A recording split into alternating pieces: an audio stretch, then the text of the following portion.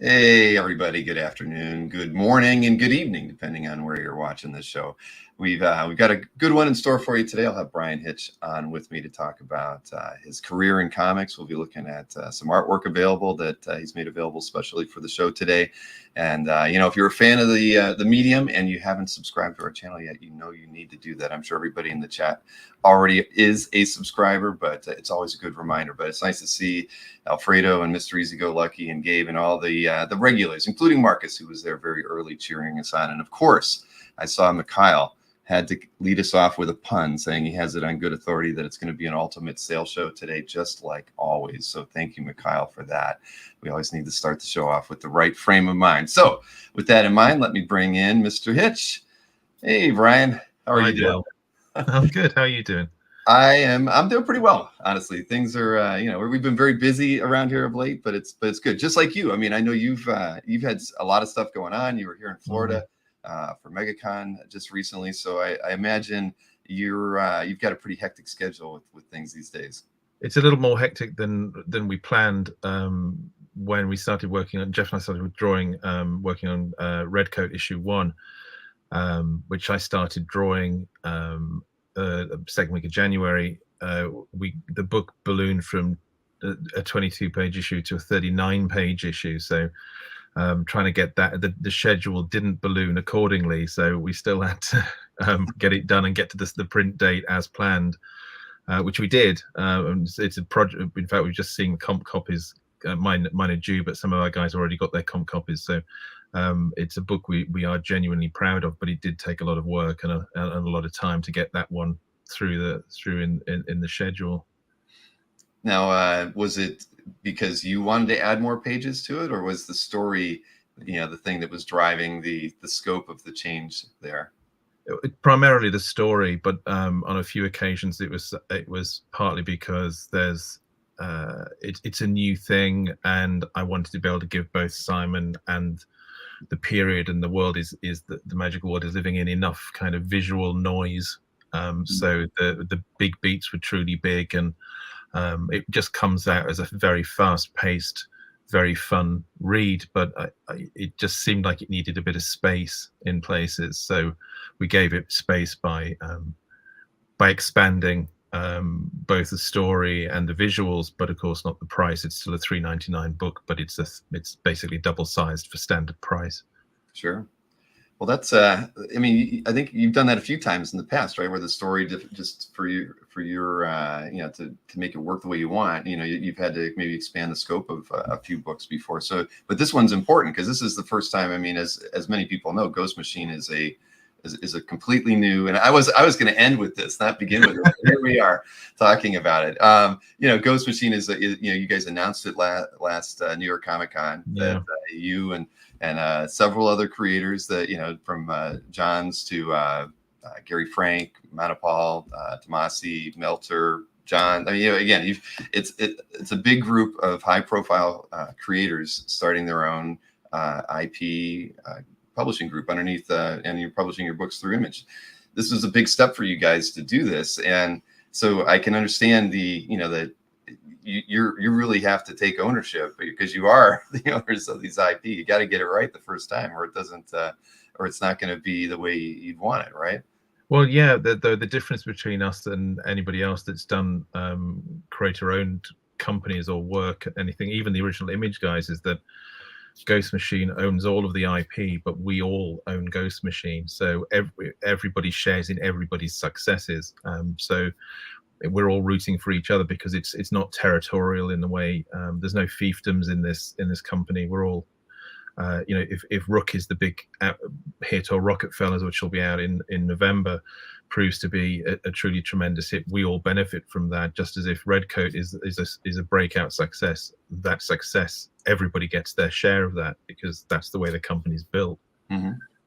I mean, creatively, do you're all on the same page with the projects that are coming out? I mean, do you kind of provide input on other titles, or is it more like you just like to sit back and hear the direction those books are going, or how creatively do you guys work together?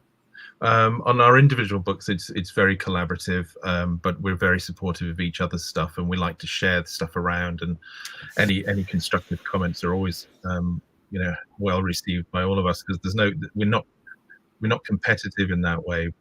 We've found that it's proven to be more inspirational in how, when we share work, we seem to inspire each other to just to push a little bit harder and higher on what we're doing. But generally speaking, each creative team on each project is very much kind of their own unit, really. Mm-hmm. Well, that makes a lot of sense. I mean, so I'm very curious to see how it all works out. I mean, I think it's a very interesting approach. It's not one that I think has been tried before with. No, not that we could see anyway. But I mean, Ghost Machine isn't just a comic book company. It's a character-based IP company too, and there'll be the same system works in the exploitation of our characters through other media and through our company. In that regard, the analogy we've used is that, imagine all of the all of the creators of characters that we all know and love at DC. Like imagine Batman, Super, Justice League, all the characters now. If those characters actually own DC Comics, mm-hmm. That's and all the associated media, licensing, films, TV, and so on. That's kind of how Ghost Machine's set up. That makes a lot of sense. So, what was the gestation of creating Ghost Machine to begin with? I mean, was there two guys in a bar, or everybody, or were all of you in a bar as it turned out? How did it work out that you got to this point? The common factor is Jeff Johns, really. Jeff had been working with Gary. I mean, I think the two of them have been working together the best part of 20 years anyway, but they'd done Geiger already. And after some DC work together, like Three Jokers, Jeff and Jay came up with Rook together, and Jeff and I have been wanting to work together since we met about 8 years ago. Though we'd known each other work a long time, but we created Redcoat and spun it out of Geiger initially, and he appeared in that 80-page giant about 2 years ago. But we never got time or an opportunity to do a full series, really, because there was always the way creator-owned stuff is. There's really very little upfront money in the way you do it. It's easier for writers somehow to take those risks, because writers often can do far more than an artist can per month. So it's easier to split time between doing like a couple of DC or Marvel projects and a creator-owned project. That's kind of the pattern you see with writers. Mm-hmm. For artists, it's a lot more difficult, and all of us have bills to pay, and there has to be a certain level of guaranteed income per year. We all have families and so on. So it's just that got prioritized. So doing something together was a gradual process in the way, which really began about just over a year ago, where Jeff was trying to find an answer to the question: is there a different way to do all of this? How could we build something kind of like Image originally that allows all of us to kind of join together and do this under one roof? And it kind of grew out of that in terms of I'm not going to go into kind of things like the business models and whatnot, because I don't think that's something that's going to be interesting anyway for anybody else. But it grew out of a lot of answers to those questions and turned into something none of us expected, really, and bigger than we expected. Well, that's exciting. I remember the few times I walked by the signing table at MegaCon, there was always a long line wrapped around there. So I would assume it was well. That was probably Jay's.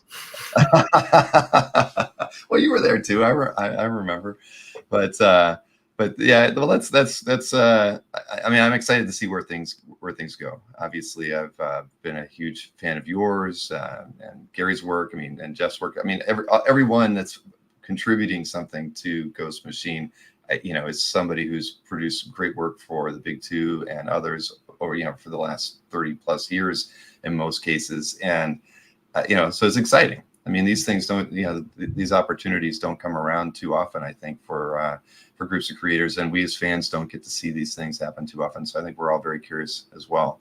But the books are genuinely terrific. I've just read the script for Rocketfellas issue 1. Pete just sent that around for us to have a read, and it's just fantastic. It's just great. And Francis has already started working on thumbnails for that. That comes out in November. We launched the horror line launches around Halloween, actually just in time for New York Comic Con this year. And then the Family Odysseys line will launch on Thanksgiving with Rockefellers and Hornsby and Halo, both from Pete. Oh, very, very exciting. So why don't we get to the stuff that you probably think is kind of boring? Let's talk about it, Brian. Okay. As far as I know, you've been in comics for what, at least 35 years, I think. Yeah, nearly 38 actually. 38. Yeah. Okay. Yeah. So pretty much from the moment you got out of school, I mean, you got exactly. a professional gig. So was the goal always to be a comic book artist? I mean, when you were in the last few years of your school days, I mean, was that Yeah. the focus? Yeah. I'd read comics since I was really little. I discovered Superman, and that was pretty much it. From when I was about 6-7 years old, I learned to draw by copying comics. Jim Aparo, Don Newton, because we only got DCs where I grew up, and there was a little newsagent's shop, and over here the American comics came over as ballast on ships essentially. So they were months out of date, and you'd just get a block. Usually all of the comics that DC put out for a given month, but they'd be months out of date by the time we got them. And the guys, the people in the news agents just would put them in this pile at the back of the shop. And I think I was the only one buying them because I just worked my way through the stack of DCs every week with pocket money. And it was right next door to the cinema as well, where Superman and Star Wars was playing. So those I was 7-8 years old when that was all going on. So instead of buying sweets at the cinema, I'd keep my money. I'd go next door and buy Superman comics.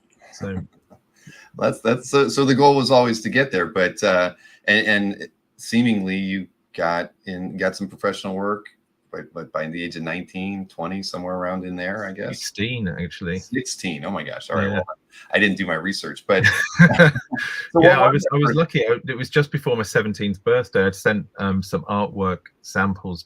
So I'd finished school the previous summer at 16, and instead of going to sixth form or college, the idea was I was going to go to art college because there was a local art college which was very good in my town, but I had to be 17, so I had to wait till I was 17 before I could attend that. So I had to wait till the following year.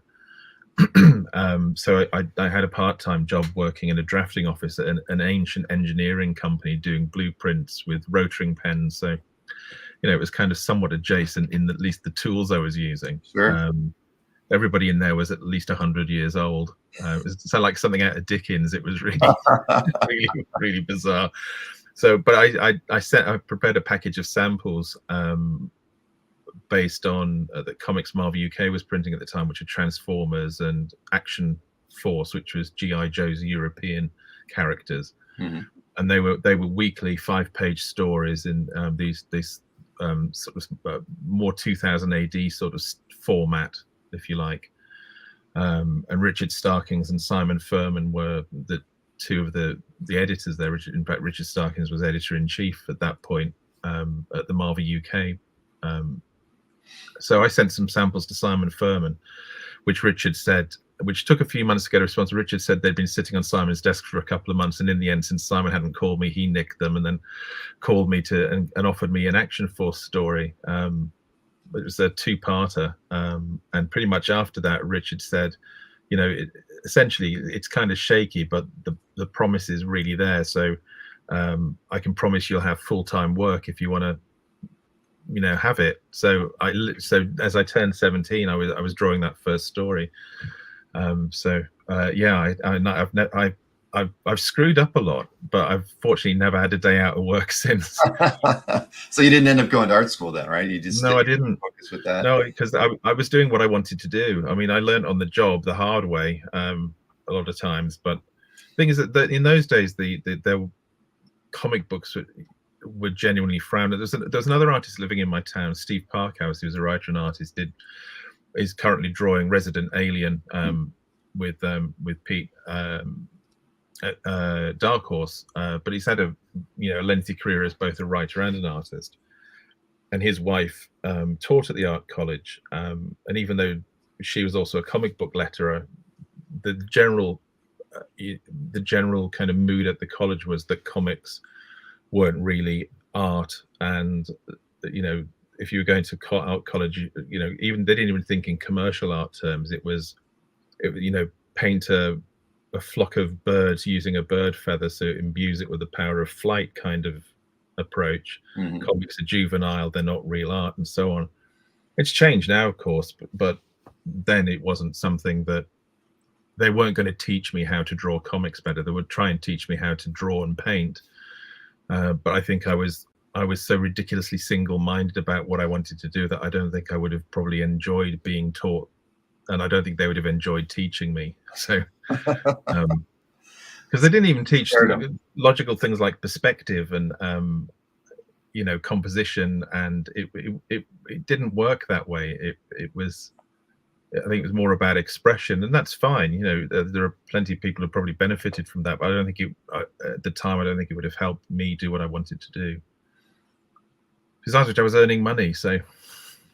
Right. With that first job, was it pencils only, or did you pencil and ink it as well? I did pencil and ink, and I didn't really know how to do either. I mean, they saw something in my samples, and Rich has always maintained that there was something in the samples that was beyond my experience. I'm not sure what it was. Probably stuff I'd swiped, I imagine. But I've always liked inking. It just took me a long time to get good at it, because you kind of using the tools. By then I hadn't even really figured out how to use a brush or a dip pen. Steve Parkhouse really loved digging around with a dip pen. Paul Neary had a very refined approach to using pen and ink. And that was a bit of a cul-de-sac for me, because I tried to emulate their work at different times and how they used the pens, but I didn't really find my own approach until I started using brushes, and then I found the line that I wanted and how I wanted the form to work in the drawing. And once I started using a brush properly, a proper sable brush, I started to figure out how I wanted my finish to look, and it's developed from that. And that's relatively recent. That's probably only in the last decade. Mm-hmm. Oh, that's that's interesting then. But they still stuck with you though. That's fantastic. But I did want to ask you, did you keep the art? Do you still have your first story? Yeah, I do. I found all that stuff quite recently when I was having a bit of sort out. But I actually have, it's over there hanging out. But I do have the original Action Force story, the very first one. I'm glad. I mean, that's something I imagine a lot of artists don't hold on to the first stuff that they do, or they know where they put it, those sorts of things. For something like that, especially at that age when just getting started, I think it's wonderful that you still have those. It's rare. It mostly because I probably assumed nobody would want to buy them when they bother trying to sell them. Well, that may be true, but it doesn't matter. At the end of the day, still having them, you could have thrown them out thinking they're worthless, but you still held on to them. I still have the sample pages that I sent copies of to Rich and Simon. I found those too. Well, honestly, I'd love to see them at some point. All right. I don't think you never sell. Those should be family heirlooms, for the kids. But that would be interesting to see, to see what Simon saw in those. Yeah, I honestly don't know what Simon and Richard saw, but they.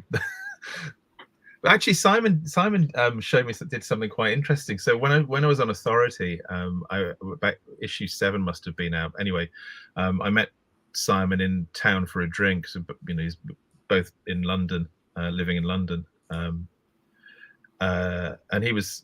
That was probably the first time I was getting some genuinely positive reactions to work. I was seeing reactions to my work online, because I was online by that point. And I felt like I was finding my own voice, and it was working well. And that was a really good year. That year on Authority was probably one of the 12 years in. It was 12 years to become an overnight success, But Simon, I met Simon, and he'd bought the issue of Authority, but he brought in my first Transformers job, which I'd done just after the Action Force story. So I was 17. So, and it was a 2-parter, I think, 2 or 3-parter anyway. And I said, oh God, what have you brought that in for? And he said, I wanted to show you something. Can you have a look at it? So I was looking at it. So yeah, I don't really see what he said. Look at the storytelling. And I said, what do you mean? He said, well, it's essentially, it's crude, but it's there, but it's the same as the Authority, the widescreen stuff you were doing right back at the beginning, long before I got influenced by people like Alan Davis and John Byrne. My natural instincts were towards what became the Authority. It's probably why it felt so comfortable working on the Authority, because I was finally, for the first time, trying to answer the question, how would I draw that page, not how would Alan Davis draw the page, or John Byrne, or Gil Kane, or Neil Adams, and so on. So it was genuinely, how do I want it to look, and having the confidence to think, well, nobody else would go that wide on that shot, or have the tiny figure in the enormous city. And every time I would take the pages like that to Paul, he's like, but people don't want to see this. They want big figures. Nobody wants backgrounds. And he certainly didn't want to ink them.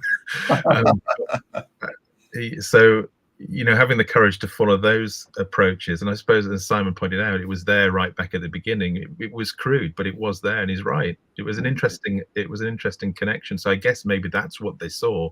There was something that seemed to work in that early stuff. I couldn't really see it myself, and I hate looking at that early stuff. But yeah.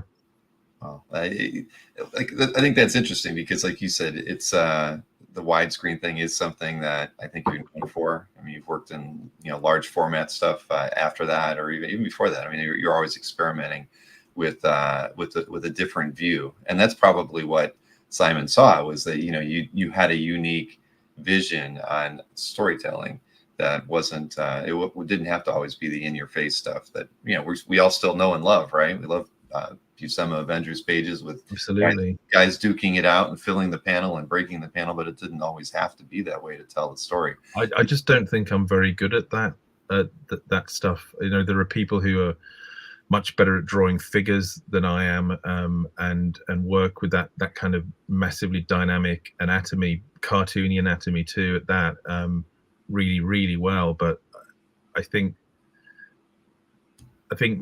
I'm genuinely more interested in just finding the moment in the storytelling, and having the drawing deliver what that needs to be, rather than trying to just about the figure drawing. In fact, Paul told me something a long time ago when he'd met Gil Kane, and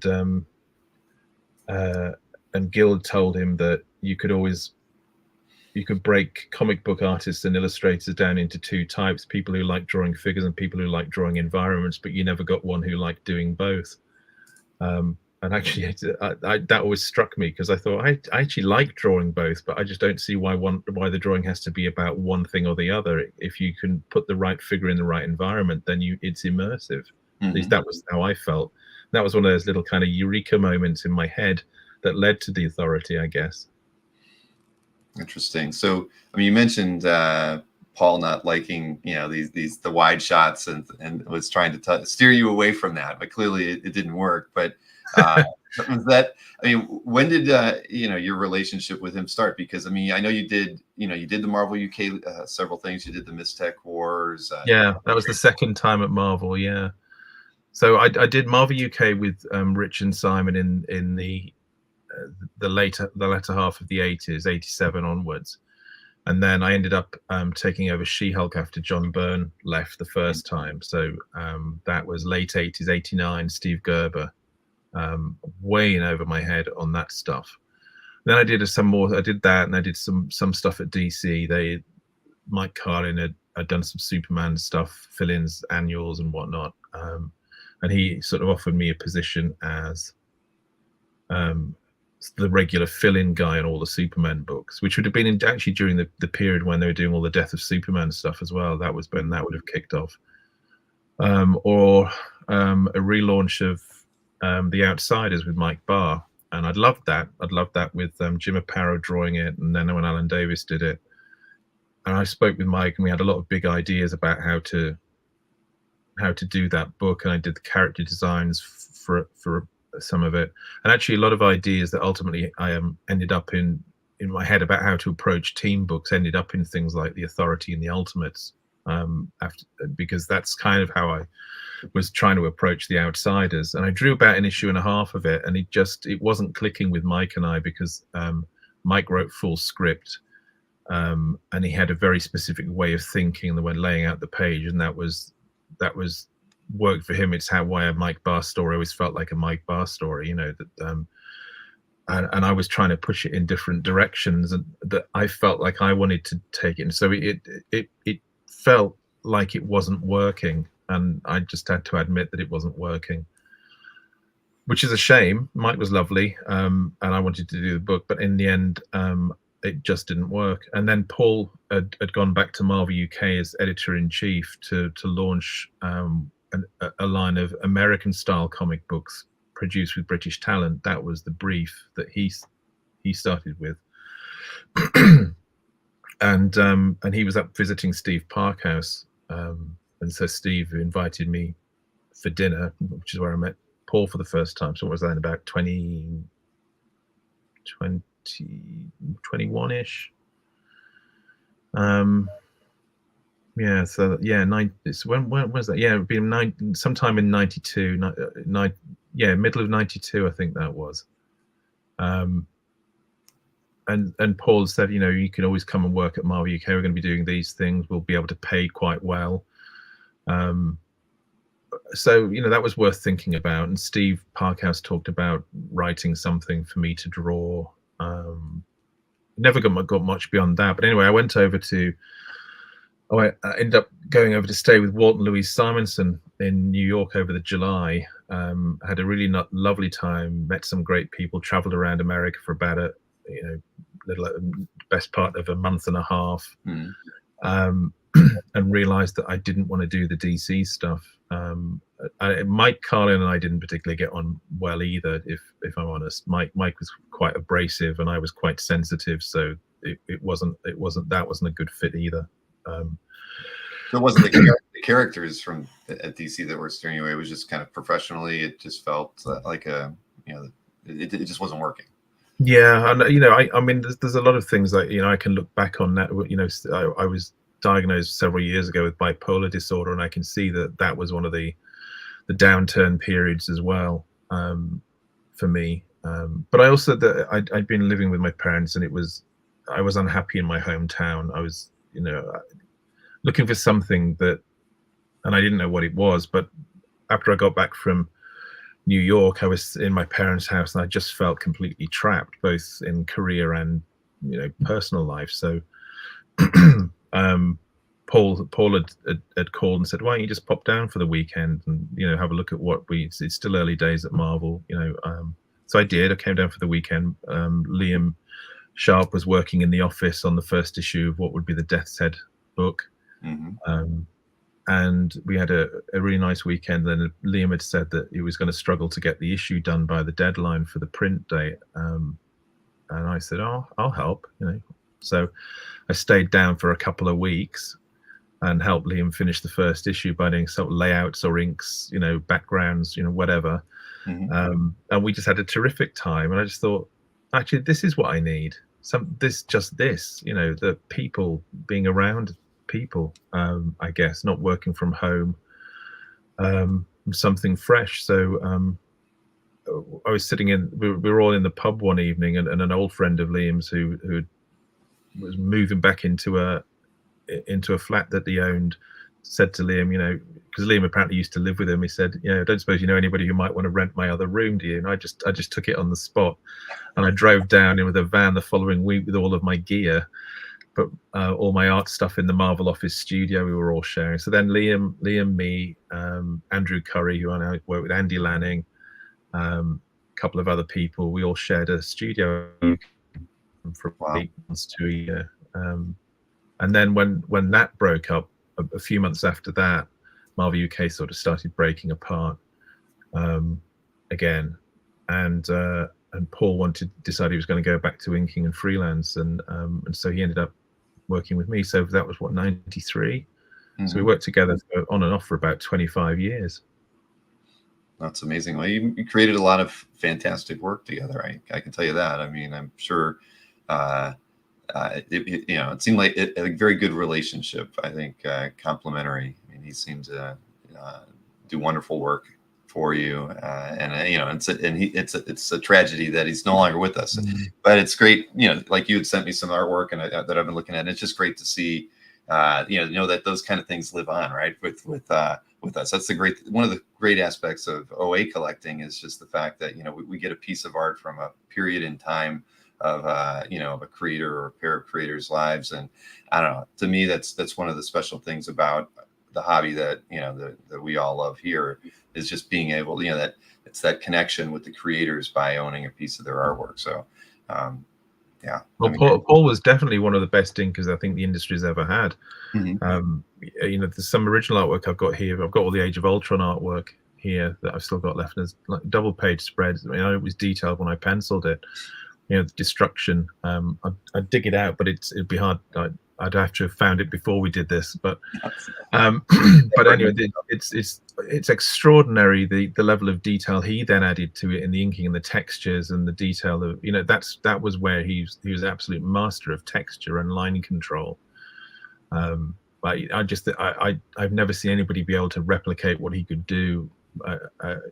And he did all of that with a laundry marker. It's ridiculous. It's, you know, it wasn't just dip pens. He'd gone into felt tip pens. He didn't like the Staedtler ones, so he started using something which is essentially a laundry marker, and he could get a line with it that was just unbelievable.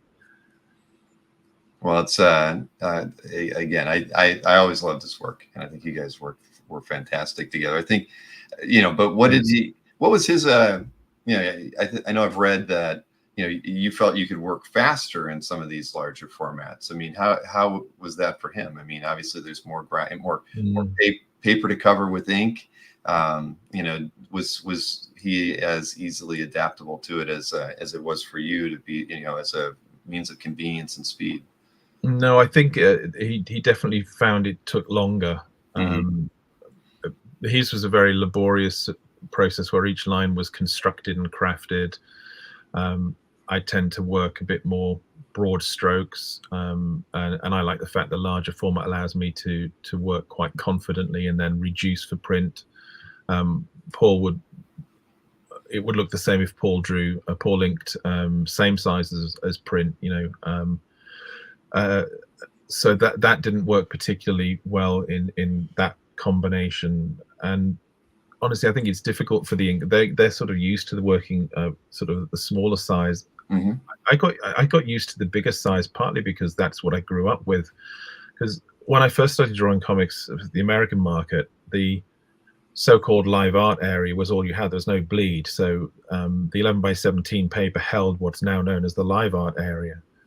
And initially, when we started doing bleed books, the paper we got for those was bigger because they just added around the live art area to make a bigger sheet of paper. So the live art area was still technically 11 by 17, but you'll see on some of those She-Hulk pages as well, that's the old bleed size. And then because it was cheaper, they gradually reduced the bleed area to what used to be the live art area. So ever since that point, which I suppose was the early 90s, I've kind of felt like I was being forced to miniaturize a little bit. So those larger format covers and whatnot and pages that I do work on occasionally, that's only really just the same size as the original bleed artwork. So the live art area on those pages would be the same size as a normal, just about the same as an 11 by 17. Interesting. Well, they are you know, I've seen some of them, so they're spectacular to see, you know, in the large format, especially, you know, in the wide format when, you know, the Fantastic Four thing was partly because I after the Ultimates, which was an extremely deliberate and controlled approach to what went into panels and how the panels were constructed. I mean, if you look at the Ultimates, there's nobody breaks the panel borders, nothing bleeds out the panel borders, all the panels are roughly widescreen style panels. There's no real vertical panels, everything's wide, everything, and the amount of detail that went into it. And sometimes there was a lot of panels on a page, but they were all these little screenshots of what was still a detailed big image. And after that, the Fantastic Four stuff, I just felt like I wanted to balloon a little bit. I think it was a reaction to those feelings. So I started drawing Fantastic Four twice up, back at the original Marvel sizes. And even some of those Fantastic Four, you'll find as you go through a lot of the Fantastic Four artworks, there's some of it's even print size. In fact, oh, it's not on my wall anymore, but I've got a double page spread that I've kept from the Fantastic Four that I really liked, but I penciled and inked that one, and I did it at print size, and it's one of my favorite things, and I did it really, really quickly. But that's print size. So Fantastic Four goes up from to twice size to print size, and everywhere between. While I experimented trying to figure some stuff out, I don't think I ever did figure it out. That was going to be one of my questions, because I saw, obviously I have some of that art in hand now, but not inventoried any of it. But I would see an issue where maybe there were 15 pages from it, and half of the book was in the wide format, and the other half was in, the smaller format. And that was going to, so that was the question. It was like, well, why? What was the reasoning behind that? Because that's a big shift. At least even in terms of like how you would want to pencil it or ink it, you're really changing formats a lot there. Sometimes it's, especially when you're working with an inker, it's easier if I'm inking myself, whichever size I pick, I'll adjust. Sure. When you're working with it, so even if I'm drawing on these issues, there are sometimes, especially with team books, I've noticed, where I feel I just need more space, especially just to get the faces right, so that when they're inked, all the details look right. So I'll still throw in an occasional large format page, just because I think I need the extra space. And I started doing it on the covers because I was doing a lot of team-based covers, and just again, it's the number of moving parts and figures on those covers, and wanting to be able to get a nice bit of detail in the figures. Plus, I'm getting older and my eyesight isn't as good as it used to be. So there's all the combination. Sometimes it doesn't feel like I can just squeeze it into the smaller paper. I often find that when I'm laying stuff out, actually, is that I start on the small size, laying it out, and it just gets bigger and bigger and bigger, because it's an action shot, and it's always kind of bursting out. And when I start to reduce it digitally in order to fit it on, whether I'm light boxing or I'm printing out a blue line sketch to draw over, when I start reducing it, it feels like it's lost some of the power of the original, because it's not as big as the original. So then that drives me to draw things a bit bigger. It gets a bit silly when you're doing that big size at a double page spread or wraparound, because frankly, it's just enormous. Right. But I was the benefit of that, remember, because I had, when you were coming to MegaCon, I had ordered a 9x12 bust, and you kept, and I didn't know what you were going to end up doing, but you ended up doing, almost, 3/4 figure, but with the exact same reasoning you're describing, is it just didn't feel right. I had to keep pulling back until I got to what I wanted. And that was just trying to make that feel like Thor, properly Thor, because just drawing a headshot of Thor, I couldn't get it to feel like Thor enough. So it did once I got the figure and the hammer and everything and the body right. It just, yeah.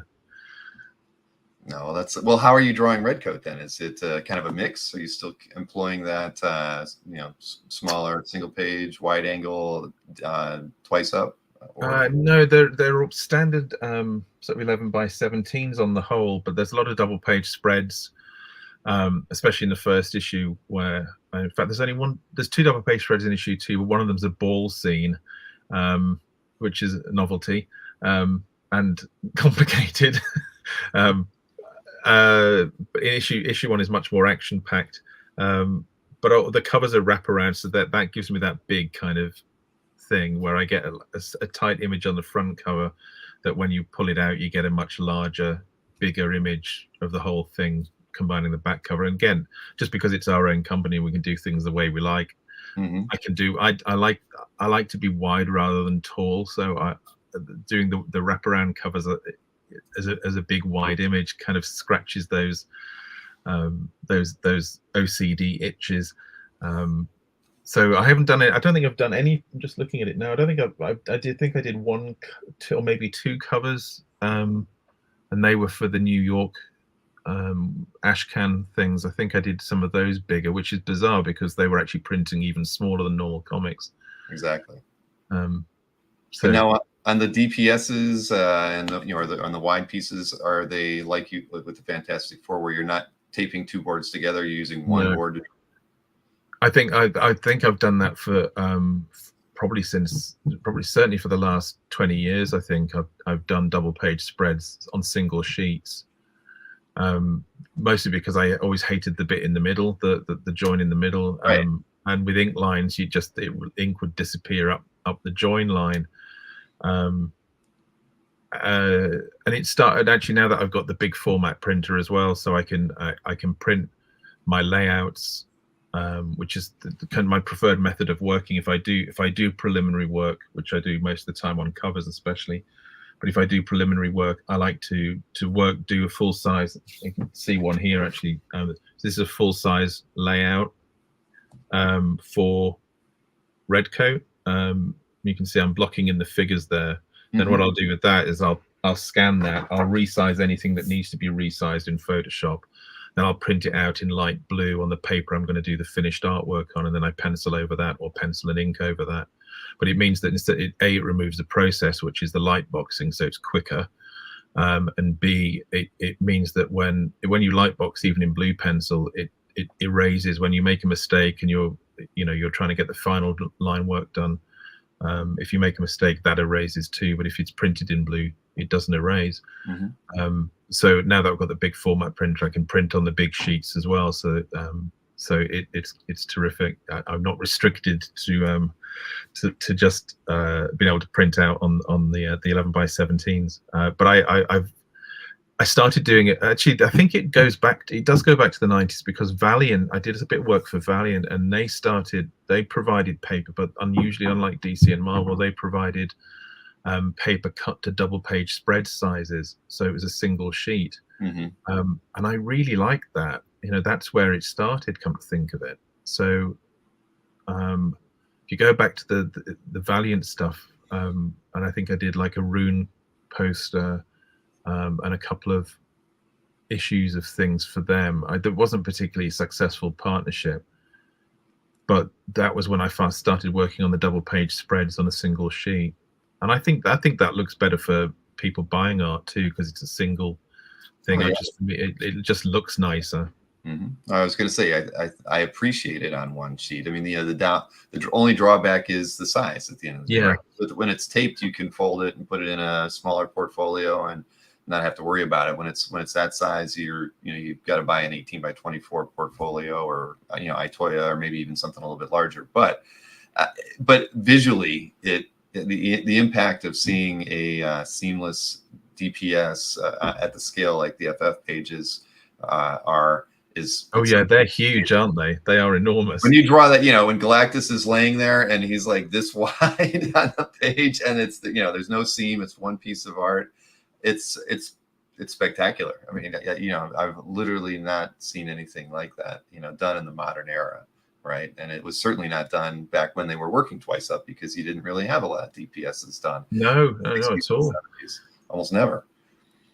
So yeah. I think Joe Kubert was one of the first ones to do that. I know that it was done, but occasionally. But the earliest I can remember is Joe Kubert. I think Jack Kirby might have done the odd one here and there. But no, I suppose it was considered. I suppose that, and I can understand it. It was story that could be better used for space for 2 pages of story, and when people were definitely more condensed in their storytelling approaches back then.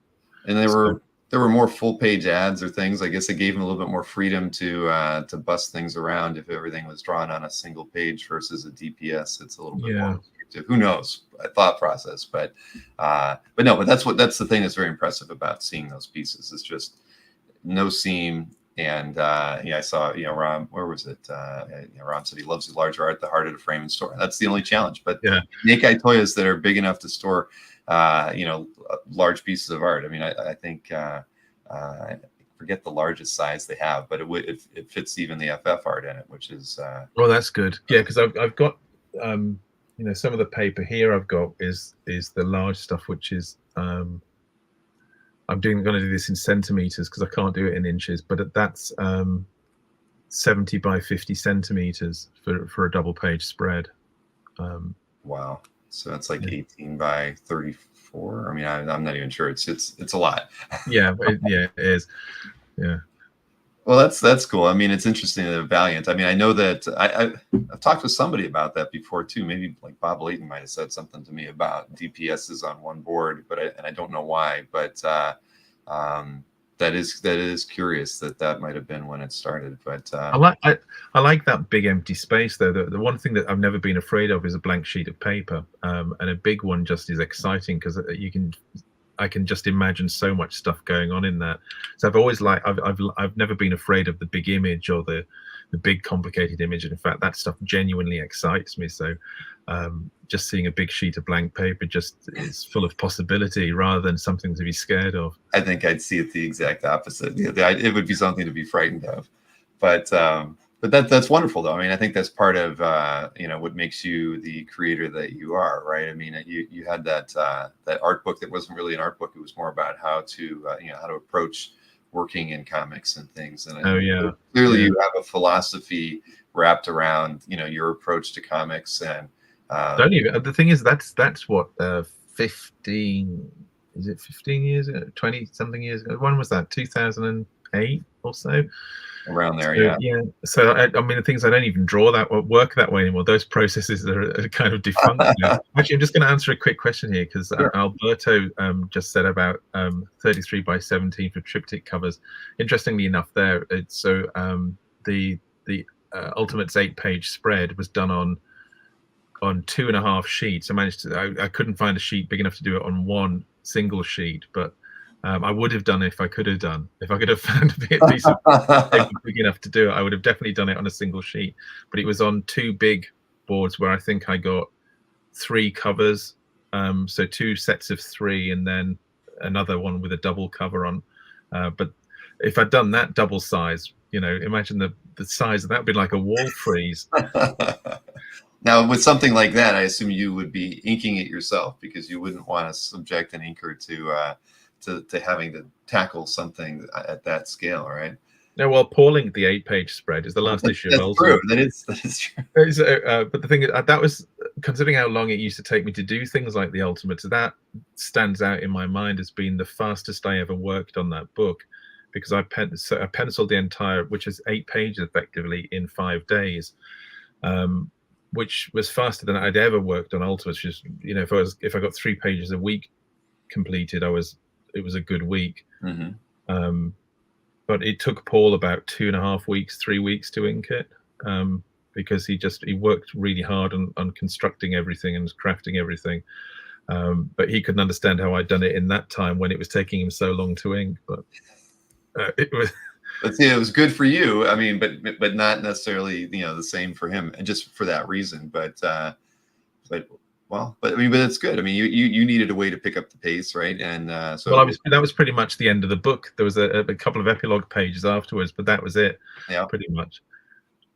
I've been skipping over a few questions that came in here too. I don't want to just jump around, but I saw, like Philip asked, where did you grow up? Because you mentioned living, you were with your parents for a while before you went to the studio with Liam. I grew up in Carlisle, which is, if you look on a map of England, is in the far northwest corner before you hit Scotland. So literally on just off Hadrian's Wall, and just on the Scottish. You could walk to Scotland from our house because the Scottish border was just the other side of the river. So it was very close by. Well, that's and you were there until you were in your early 20s? Yeah, 22. I moved. I've now spent longer around London than I spent growing up, because I've been 32 years down here now. All right. And I saw, what was this? Monkey God asked, said that loved your work in the Marvel UK line, and his fingers were crossed that we might have some for sale today. We don't actually have any for sale, but we do. I know that we do have some. We know that there's some Mystech pages around. There's some Transformers work, so there are pieces around, just not pieces that we have available in place. I've dug up more here as well, so I need to catalog all that stuff, as I've been kind of getting all the art out of the loft and the drawers and trying to figure out what I've got and put it in some order. But I know I've got some here as well. Well, I had 4 tables set up on my back porch the other day. trying to organize some stuff. But yeah, that was quite an art haul getting that stuff back. So yeah, when after Rich closed up shop, and it's been sitting with him for I must have been 10 years, I think, all that stuff. yeah, it was a lot coming in. That the postman wasn't happy carrying them to my door. Heavy stuff, isn't it? It was, yeah. Well, that was it. I was like, why are these boxes so large? And then I realized why. It's all the Fantastic Four artwork. Yeah. Right. Well, and then a lot of other pieces too that were that size. Even your Mistec work was, there was I think 4 DPSs in there, and they were practically in that same kind of scale, 15 by 32. So much larger. Yeah, that's the original bleed size again. That's again because it was just after we did Mistec Wars that Marvel reduced the bleed size to the older live art size, so everything could the bleed would fit on the 11 by 17 boards. So but the Mistec Wars stuff was still done at the 80s bleed size, the late 80s bleed size, the prestige format stuff, and the size say Frank did at Dark Knight on another thing. Yeah. Interesting. Yeah. So we you've been selling on CAF. You've had a CAF gallery for 5 years. So I appreciate that. I mean, you were advertised on the site in the past, and so you've been a big supporter of what I've been doing, and worked well for you. And that's kind of why we're here today. We you and I were talking, and it was just seemed to make a lot of sense. You're still going to be selling art through your CAF, but when it's in my possession, I can help fulfill it for you, because shipping from the UK is not easy, and it's not affordable as we think. That's true. But that's the thing, is that there was always that element when I had the website as well, that people would have to, somebody just wanted to buy a $400 page, but then have to pay $175 to ship it, because that's how much it cost internationally. So that was the best thing about having that stuff shipped to you, because it was already in America. I didn't have to pay for duties having it shipped back here. Right. But also means that fulfillment for anybody buying, especially the lower end of the page prices, it means that then they can have domestic postal shipping, which is, as we know, a lot cheaper than international FedEx rates right now. Yeah, it is. I always dread when I have to send a piece overseas. I mean, I pack it all in Masonite so it gets there fine, but it's expensive, unfortunately. And and you always fret until you right. FedEx have only lost one package out of the many. Since I started doing the original art sales myself a few years ago, must have shipped 100, looking at the boxes of envelopes, about 120 packages through FedEx, and they've only lost one. And that was before they went into, when you, and it's a boring conversation, I know, I'm sorry for everybody, but when you ship FedEx, you used to have these tear off airway bills that went in the pouch. And the same with the customs labels and whatnot, but now it's all transmitted electronically, and there's just a barcode on the package, and it makes it much easier. Since they've done that, they haven't lost anything or delayed anything. I think stuff must have just fallen out of the packaging pouch, and paperwork goes missing, and they've no idea where to send anything. Right. No, it's definitely a challenge. I think I got a package from John McCrae, because we did an art sale show with him a few weeks back, and customs had cut it open, and they didn't even tape it back and then send it along its way. The art was still in it, but I was shocked when I got it, because it was split wide open cleanly. The customer actually taking the time to open it up and look at it, and didn't seal it shut. There was no tape on it or anything, but he had put so much tape on it that it was actually stuck to the inside of the packaging, so it didn't fall out. Thank goodness. Oh, that's good. But it's but no, it's actually good to know that, because we hear, fortunately in our hobby, we don't have too many stories where art is lost or damaged in shipping. I mean, but there's always that one. So you have your one story. What else did I see? I saw Monkey God said that I'm lucky enough to own the cover to Mistec Wars #4, and it's gloriously large. So that's I remember that one. Yes, it is big.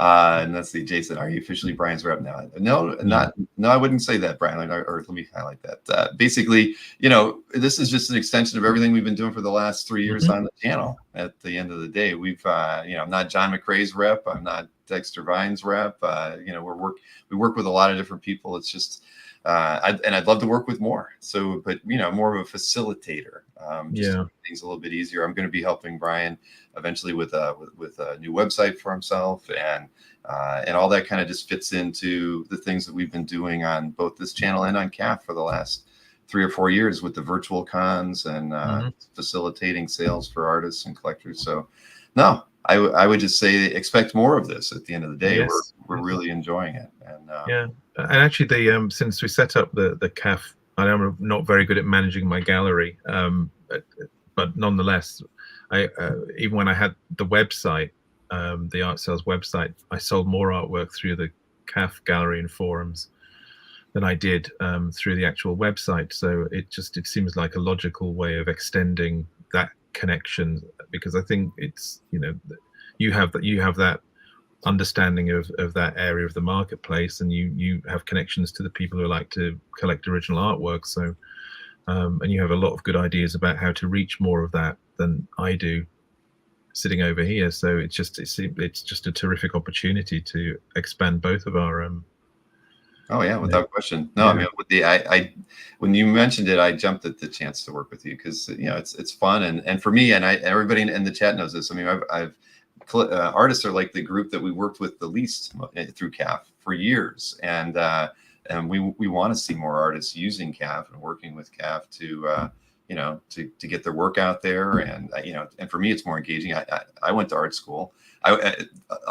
I wanted to be an illustrator, but I went to one of those esoteric art schools that wanted you to feel everything that you were doing, and so I went from being an illustrator to a sculptor and not really caring about illustration. And, I couldn't draw after that. So and right around the same time, I'm only a couple of years older than you. So I know what you were so smart in avoiding that path, that art school path early on, because that was exactly the education I got, and the steering that happened because of that. But anyways, that's why I love working with artists, because it's like I get to relive the career that I thought I was going to have, when I was 16, 17, 18. So, let's see, what was there? Here's an off the wall question we got from. Oh yeah, I was just going to ask about that one.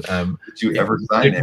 It rings a vague bell, actually. So I have a vague memory that I did sign some Ultimates related cards, but I couldn't be. I do not have the best of memories, honestly, for some stuff. Like you found out, because there's a page there, you're asking me where it's from, and it must have been, must have been from the last run of stuff I did at Marvel just before Age of Ultron, but I still have no memory of what the actual thing was from. So I do have a vague memory of signing some Upper Deck cards, though, and I'm pretty sure that they were Ultimates related. So if they say that to me, it probably is. But if in doubt, show me the signature. I'll be able to tell you if it's me or not. From that period. Sure. Yeah, we had a lot of we had that art show here in Orlando, and we had a lot of people who were big into trading cards, whether the original art and the sketch cards, inserts and stuff. It's an interesting subset of our hobby that I wasn't really familiar with. But there was actually some trading card art that came by. I mean, obviously I haven't inventoried everything, but there was actually okay, from like 06 or 07, Invisible Girl and a Mr. Fantastic piece. Oh, I did a Bullseye one as well, I think. I don't remember seeing that, but I did see the FF, at least those two, which was kind of neat. Those don't come up too often. I did a show with Adam Kubert almost a year ago, and he still has a few of the ones that he did from those Marvel sets and things, but they're neat to see. But when the people who buy those, when they get them, they don't let them go, so you don't see them on the market. Oh, okay, interesting. Yeah, those collectors are. We call ourselves comic art fans, but those collectors are truly fanatical about those pieces of art. Because a lot, if you think about it, a lot, while many of us got into comics by the comics themselves, there's a whole slew of collectors that got into it from the trading cards, right? They weren't reading the comics; they were buying the cards, and so that's just a different group of collectors. They probably made it to comics at some point, but they got their start that way. So that artwork's more important to them, and there's not that much of it out there. Yeah, it's new. It was an area I was never really familiar with, because it wasn't something that was part of my collecting time before I was a professional, because we just didn't get trading cards over here in the same way that they mattered to Americans with the whole bubblegum cards and the sports cards and trading cards, and so that was completely new to me. Yeah, well, it's a big part of our life here in the States, even to this day. You know, with all the card games, Pokemon, Magic the Gathering. Well, all that's true. Yeah, yeah. My kids have all loved Pokemon, so I that stuff I can understand. Yeah, makes a lot of sense. So hey, we're already, I told you we were going to talk for 40 minutes and then do the art sale, and it just literally hit an hour. I can talk indefinitely, Bill. Well, that's why I think we're going to have more of these. I mean, I literally typed up like 2 pages of things we could talk about, and we only touched on about a quarter of them. So, so that's good. That means we definitely need to have future conversations about your career. And again, I mean, in 4 or 6 months, whenever we have another one, it'll be interesting to see where where Ghost Machine is at that point. Because you'll have a few more products out there, and certainly some other things that we can talk about too. And Eric Rovart, who was at OX, mentioned earlier too. He's a huge fan of your work, and you were a big inspiration to him. Eric's he was set up at OX, really great painter, and okay, cool. I'll definitely check it out next time. I'm hoping to do next year's if we can arrange it all. We do. Yes, we do need to talk. Because Kevin Nolan was there. I know you've worked with Kevin a few times, so your styles, I think, fit really well together. I even think we have we don't have any pages today, but I know that there's 1 or 2 Batman pieces floating around here that the few pages he did of Batman's grave, but of course he's hard at work on the Superman thing at the moment, the Lex Luthor Superman thing, which is it's looking great. I think he's just finished issue 2, so I finished issue 3 last year, but I haven't sent him the artwork yet. It's sitting up there in a huge pile. That's the Superman artwork. All of this, down there. That's all Superman. It's like 40, 48, 50 pages of it. So that's got to ship to Kevin next week, I think. Is that how you FedEx the pencils over to him? So good. Yeah. We're as a hobby, we're getting more used to the blue lines thing, but it's just not. It's not where we want to see things go at the end of the day, especially when the pieces can't stay together, right? I mean, well, you see, when I did Justice League with Daniel Enriquez inking, Daniel inks entirely digitally, so he doesn't do traditional at all. He learned to work entirely with screen and stylus, and that works for him. So, but it means I've got all of my Justice League issues, barring a few odd pages here and there that I inked or Andrew Curry did in a pinch. But I've got a drawer full of Justice League pencils. They're very tightly penciled, but none of them are inked, really. Mm-hmm. Yeah, it's just something we're going to have to get more accustomed to, unfortunately. Well, yeah, there aren't any inked pages of that Justice League stuff because it was just done on screen. Right. So, so the only original artwork for that whole Justice League run is pencils, barring a few pages, as I say, that were done traditionally by me or Andrew. Well, it's that's cool. I mean, I don't mind that. There's several. I have a few pages where the pencils are on one board and the inks are on another, and I like seeing the process, seeing the 2 pieces. And I know a lot of other collectors who would enjoy seeing stuff like that because process is kind of part of it. Whether there's some extra scribbles, notes on the pages, all that kind of stuff. It's part of our enjoyment of owning published original art pieces, because you just never know, what's going to be on them that you might not have seen in the original scan or something that you got. But we got to get to the sale, or we won't finish the show in 2 hours. And it's a Saturday afternoon here, and at least in Central Florida. And I know people probably want to go out and mow the grass or something here, so they have other things to do. But let's. I'll give everybody the ground rules on the sale, just so you know how it works. All the artwork is in hand. I've got it, and so I'll be able to ship things right away. Here's a couple slides that outline how stuff will go. If you claim any pieces of art during the live stream, you're going to email me after the show. bill@comicartfans.com is the address to send those to. Just when you do that, please let me know which pieces you picked up, and it's always good to give me your mailing address to get things started. That way I've got it from your first email onward. Any artwork that we show today, and there's 23 pieces, there will be a lot number written on the slide when we show it. So what we want you to do is just type in the chat, claim and the lot number. Just claim and a 1 or whatever. You can claim a lot at any time. So if you were kind of wanted to wait till we get to the end of showing all 23 before you make a decision, you know, you can claim lot 5 when we're showing lot 20. It doesn't really matter. But definitely claim and the lot number is preferred. You know, if something's on the screen and you just type the word claim, we probably know which piece you're talking about, but that's something to always keep in mind. And one thing I'll even stress right now, if you're watching on YouTube, I would refresh your browser, or at the very least, there is the word live in the lower left-hand corner of the browser. Click that.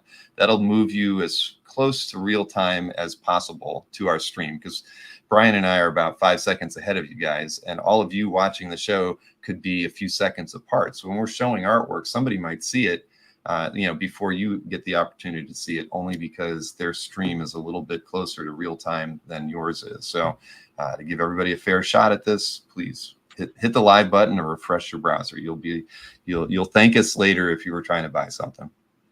With regards to payment, we like payment within 48 hours. We definitely prefer things like Zelle and Venmo, or even a personal check in the mail, because we do like to avoid having to tack on any fees. So if you have to go the PayPal route, we do charge 4% if you're in the US and 5.5% if it's international. But we don't mind waiting on a check to come in the mail as long as you put it in the mail on Monday. If you know, there are a few pieces that, you know, are around, you know, a couple $1,000s. If somebody needed a month to pay it off, as long as you put down at the proper deposit, I'm more than willing to wait, you know, a respectable amount of time to get the balance paid off. But, you know, like it says, by and large, we like to get paid within 48 hours so we can be shipping the artwork early next week, and you can have it in your CAF gallery by this time next week. And regarding shipping, you know, it's $30 domestic, and we do ship international, which includes Canada. Just for you Canadians, it is unfortunately is international, and it is $65. I ship everything in Masonite, so it's very well protected, and I slap a lot of fragile stickers on everything that I send out. So you know, I'd like to make sure that the art arrives there as in the same manner that it left my place. So there you have it. I don't know if I missed anything in the chat because I wasn't looking at that. Is Wise an option? Monkey God says. You know, I mean, people have asked me about Wise, and I've gotten payments business, you know, for my business through Wise, and I've made payments through Wise before. I know that's an international option. And I got asked about that with the McRae sale, and I turned the gentleman down. But I'll tell you what, if somebody picks up something, Monkey God, I know you're a fan of Brian's work, we can look into Wise as an option to try to figure out how that's done. I think Wise still has some kind of fee, but again, I would be willing to work that out if it saves any funds, because at the end of the day, I don't like charging fees on anything. We want to keep this as affordable as possible. Just scrolling through just to make sure I didn't miss anything. So there we go. Nope, I don't think I missed anything else. All right, well, then we're just going to dive into the art sale. Like if you saw the email that I sent out, if you were part of that, you know, I tried to pick pieces that spanned a lot of Brian's career. And when I was deciding how to organize what we were going to show today, because it was almost half DC and half Marvel, I decided I would start with the DC. There's an Amalgam page to go right in the middle, and then we'll have some Marvel, and then we'll finish with a couple of non-Marvel DC related pieces. No Marvel UK artwork this time, but now that I know that you know, that's of interest, you know, we'll definitely, you know, could have a Mistech page, you know, in a future show, or something that we would post over to, you know, to the site to sell at some point in the near future. And it is always good, I would say, after the show. If anybody feels like, wow, this is something that I'd like to get from Brian, you can email me, bill@comicartfans.com, and I can work with Brian to maybe have something like that in the sale that we do in the future. So keep that in mind too. We can take requests. I would assume you would agree, Brian. I don't mean to be talking out of turn. No, that's absolutely right. Yeah, definitely. If there's anything that you're after, you know where we are. Exactly. Alberto wants to know, is there any Dynamite art? There is actually. I did put a piece of art from Dynamite in the set that's today, because we. Oh, I know the one. Yes. Yeah. Yeah. So let's see. Bill would be shot at poker table with the slow rolls. Jerry Bourne. Yeah, I get it, Jerry. All right. Well, we're going to dive into this thing right now, because we do have 23 pieces to show, and you know, we might as well get it started. So again, we're starting off with the DC artwork. First up, we have a lot from, it's a character design. And at first I thought maybe it was just a regular sketch, but it does have the copyright DC stamps on the back of it from 1993. And I've seen a few pieces of similar stuff from this time. This was like right when you were doing the tryout or potentially doing some outsiders work. These were the original sketches. I designed all the characters or redesigned some costumes, but this was from when I was doing the preparation for the outsiders, what Lorne mentioned a while back. So I drew in it. Mike Barr has the issue and a half of artwork. I gifted it to him afterwards, so he's got all the pencils that I did, but I still had the original sketches and designs. In fact, Jeff Johns bought a few of them from Rich a while back, so he's got them. I think he's got all of them except this one, actually. Oh, wow, that's awesome. Yeah, I just thought that it was kind of cool, and I knew once you mentioned it what it was done for. But it must have been published somewhere within DC because of the stamp. Usually they wouldn't slap it with that if they hadn't used it for something. But yeah, I guess. I mean, obviously I must have submitted it at some point to them for them to actually put the stamp on it. Mm-hmm. All right. Well, so this one's available, and I did see a question that just popped up from Monkey God about the commissions. We are in the show description right now. We are also taking commissions. There's 3 tiers. 9x12 is $650, and I can get that out of the way right now, and then we won't have to worry about it at the end, and I won't forget. But maybe it's a good thing to see them, because then you're going to be seeing some of your published work too. Have you got slides? Or do you want me to hold up the originals? I can, well, just so everybody knows, we actually started a form on CAF for Brian last month, and he took 3 or 4, I think, already. And yeah, why not? We can hold up some. These are ones that you've just recently completed that are going to be going in the mail to me next week, so I can get them mailed out to the buyers. But well, actually, you know what? Let me see. I can actually share it. There was There we go. This might be better than you hold them up, because we can scroll in and look at them. So this was meant to be an 11x14 piece. I wrote it down wrong. Yeah. But yeah, it ended up being an 11x17. So the buyer of this one, and we won't name names, but they're getting a larger piece than what they had commissioned. But again, free upgrade. Yeah. Yes, a free upgrade. This would have been the middle tier of the options that were out there. And let's see here. This was a 9x12, and again, this was supposed to be a single character. I don't know why you threw the second character in the back, but obviously it makes for a nicer piece. So this was a 650 9x12 example. It's fantastic. I mean, I love it. I'm jealous as a person who's going to get this one. I remember this gentleman gave you a couple options, and so yeah, you nailed it by going this route and adding that second character into kind of. Any excuse to draw those characters again. I love the Authority stuff. I would have done another run on the Authority in a heartbeat before I started doing the Ghost Machine stuff. I actually wanted to, and nobody at DC was interested. So that's unfortunate. And then here's another one. Now this one is going to a gentleman in the chat. This is Savage Dragon, and it's kind of a redo on the Savage Dragon 1 cover, but this is an 11x17. The 11x17 option is $1,600, but this is cover quality work, Brian. Actually, that was a cover. I think the buyer paid a cover price for that rather than So that was sort of a slight additional tier, which is kind of cover level tier, which is available on request. So so you got the full works. It's pretty unbelievable. Thank you. But I know they're going to be happy when they get that one, and I get to see it before I mail it to them. But I can show the slides too, just to give everybody an example. But again, the description in the show description, there's the link to go over to CAF to fill these out. They're not something we're going to do in the chat at all. You'll just use the form on CAF to submit them. But just as a reminder, the lowest tier is a 9x12 single character bust, $650. And the middle tier is 11x14, almost full figure piece. And that one's priced at $900. And I guess I shouldn't have thrown the Savage Dragon on here, because I didn't realize it wasn't. It was a little extra. But I know that you did the Wolverine, because that was a MegaCon delivery on these 11x17s at $1,600. And again, you went a little overboard on it with the Brood all around him on that piece on the right. So, and then I had to put the Thunderbird on here because it was 11 by 17. You approached it as an 11 by 17 commission. So, so those are the 3 tiers, and you can go to the website using the link in the description if you'd like to add to pick one of those up. So there you have it. That's the information on the commissions that that we have available. And and it really is you got the ones that were submitted around the the second week of February. Those are done, and they're in hand right now. So those will get shipped to me. Brian and I talked about as he's going to be sending me like a package every month with commissions in it. That we get done, so I can turn them around. So we're always looking at like a 6 to 8 week window is like a fair estimate. I wouldn't want to commit to something shorter than that, although just based on Brian's schedule it could be. But that's what we're looking at is a 6 to 8 week turnaround.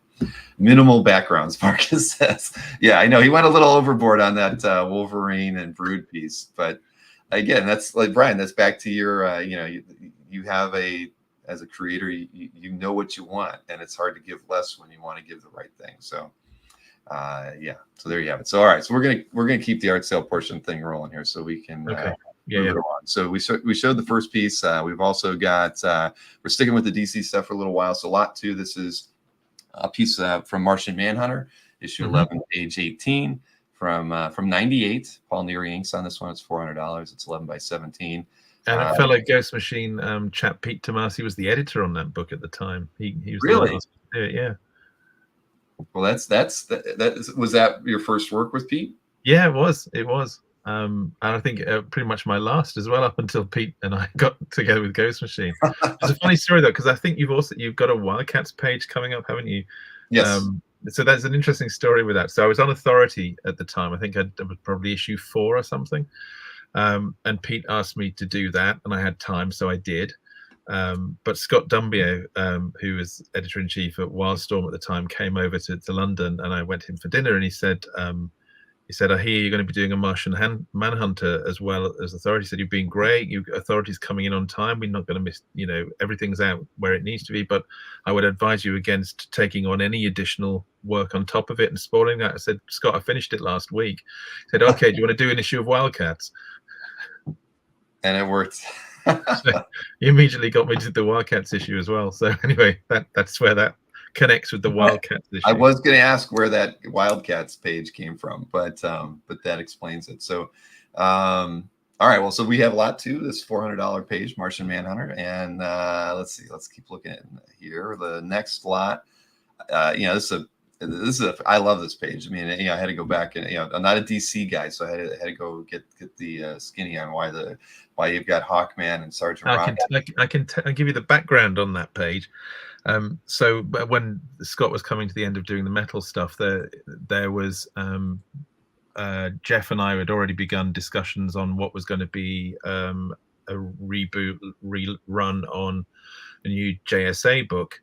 So they asked me to do those 2 pages because there was that, and then it led into, I think there was the double page spread of the Justice Society as well, I think, that followed that page in it.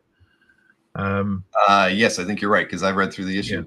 Yeah. I think this is when I saw this page, I was kind of blown away. I mean, I've been waiting for looking myself to get a Sergeant Rock page one day, and then to see this, it was beautiful. I mean, Thanks. I love the way this thing turned out, and Nick Barucci has claimed the piece. So thank you. Oh, well done, Nick. Thank you. Hi, Nick. How are you?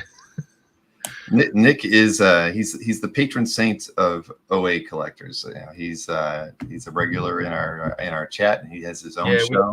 We go way back, me and Nick. What was the first thing you worked on with Nick? It was signing stuff. So I met Nick when Mark and I were doing Ultimates, and he flew. So we just done Ultimates just early 2002. We stopped by Marvel offices for a day, and then we went down to Philly to see Nick, and him. It was me, Mark, Bagley, and Art Thibert were signing stock for Nick for the weekend.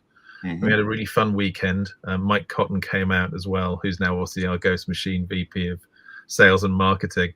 And actually, when I saw Mike in Orlando, I remember him saying to me, well, remember that night we did that thing with Nick Barucci? He said, "Was that Philadelphia?" I said, "It was," and I retold the story. I said, "Oh God, the follies of our youth are always in retrospect glorious." But yeah, Nick's corporate entertainment was a whole new level. It was just interesting. I'm gonna have to ask Nick about that then. Yeah, I'm not telling those stories publicly.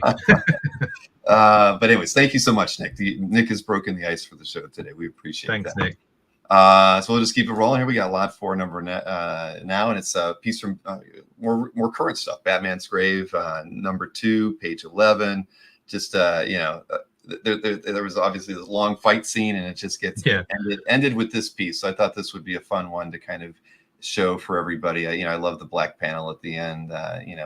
Knocking him out, but this was you getting to work with Warren again, right? I mean, was this fun? Yeah, it was interesting. So I think what did I come off?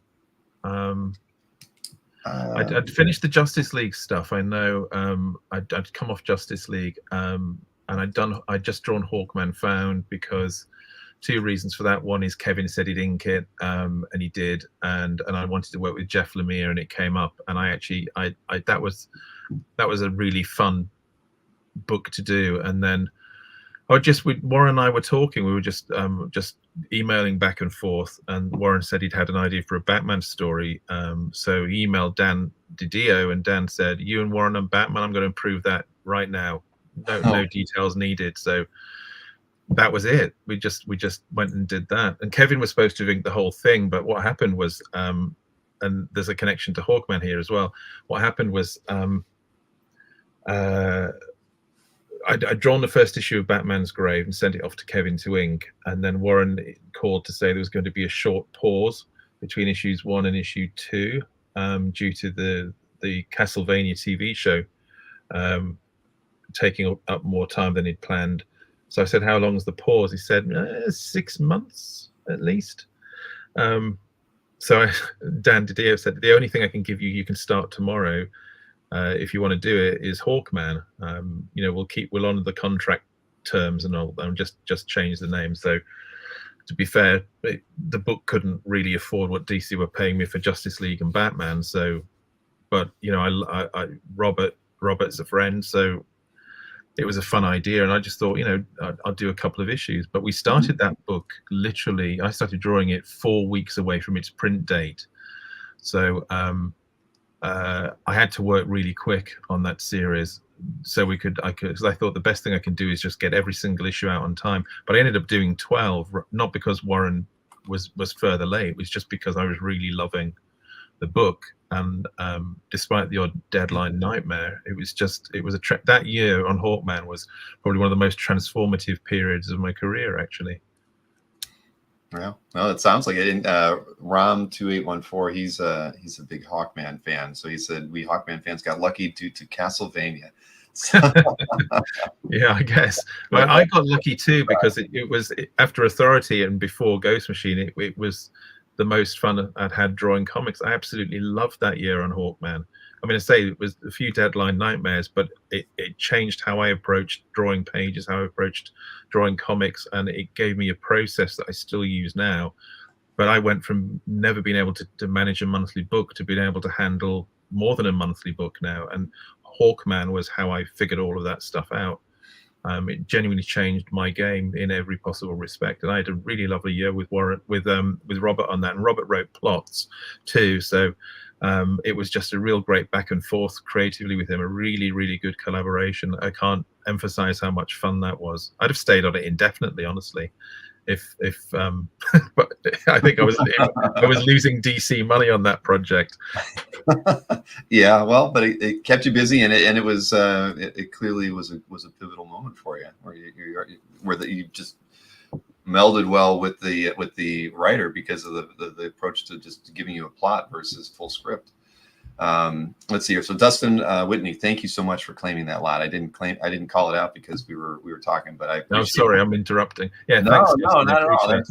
That's perfectly fine. But thank you, Dustin. We sincerely appreciate that. And let's see here. So we'll keep rolling here. I didn't see any other extra questions. Somebody said, "Is the Ultimates one cover offered today?" No, it's not. Knights of Old. Yeah, I wish I still had that one. Yes, exactly. Can you only imagine? Yeah, but anyway, let's keep this thing going here. So lot number 5 is next here. So we've got a Justice League page. This is from issue 52, page 19, and I tried to get the published pieces, so people can see the colors with it as well, because this was such a busy page. It was hard to kind of pick out. I didn't see Superman initially in the first panel or Batman, and then I looked at the color piece. And I'm like, oh, okay, it's all there. So this is it's on 11 by 17, priced at $7.50.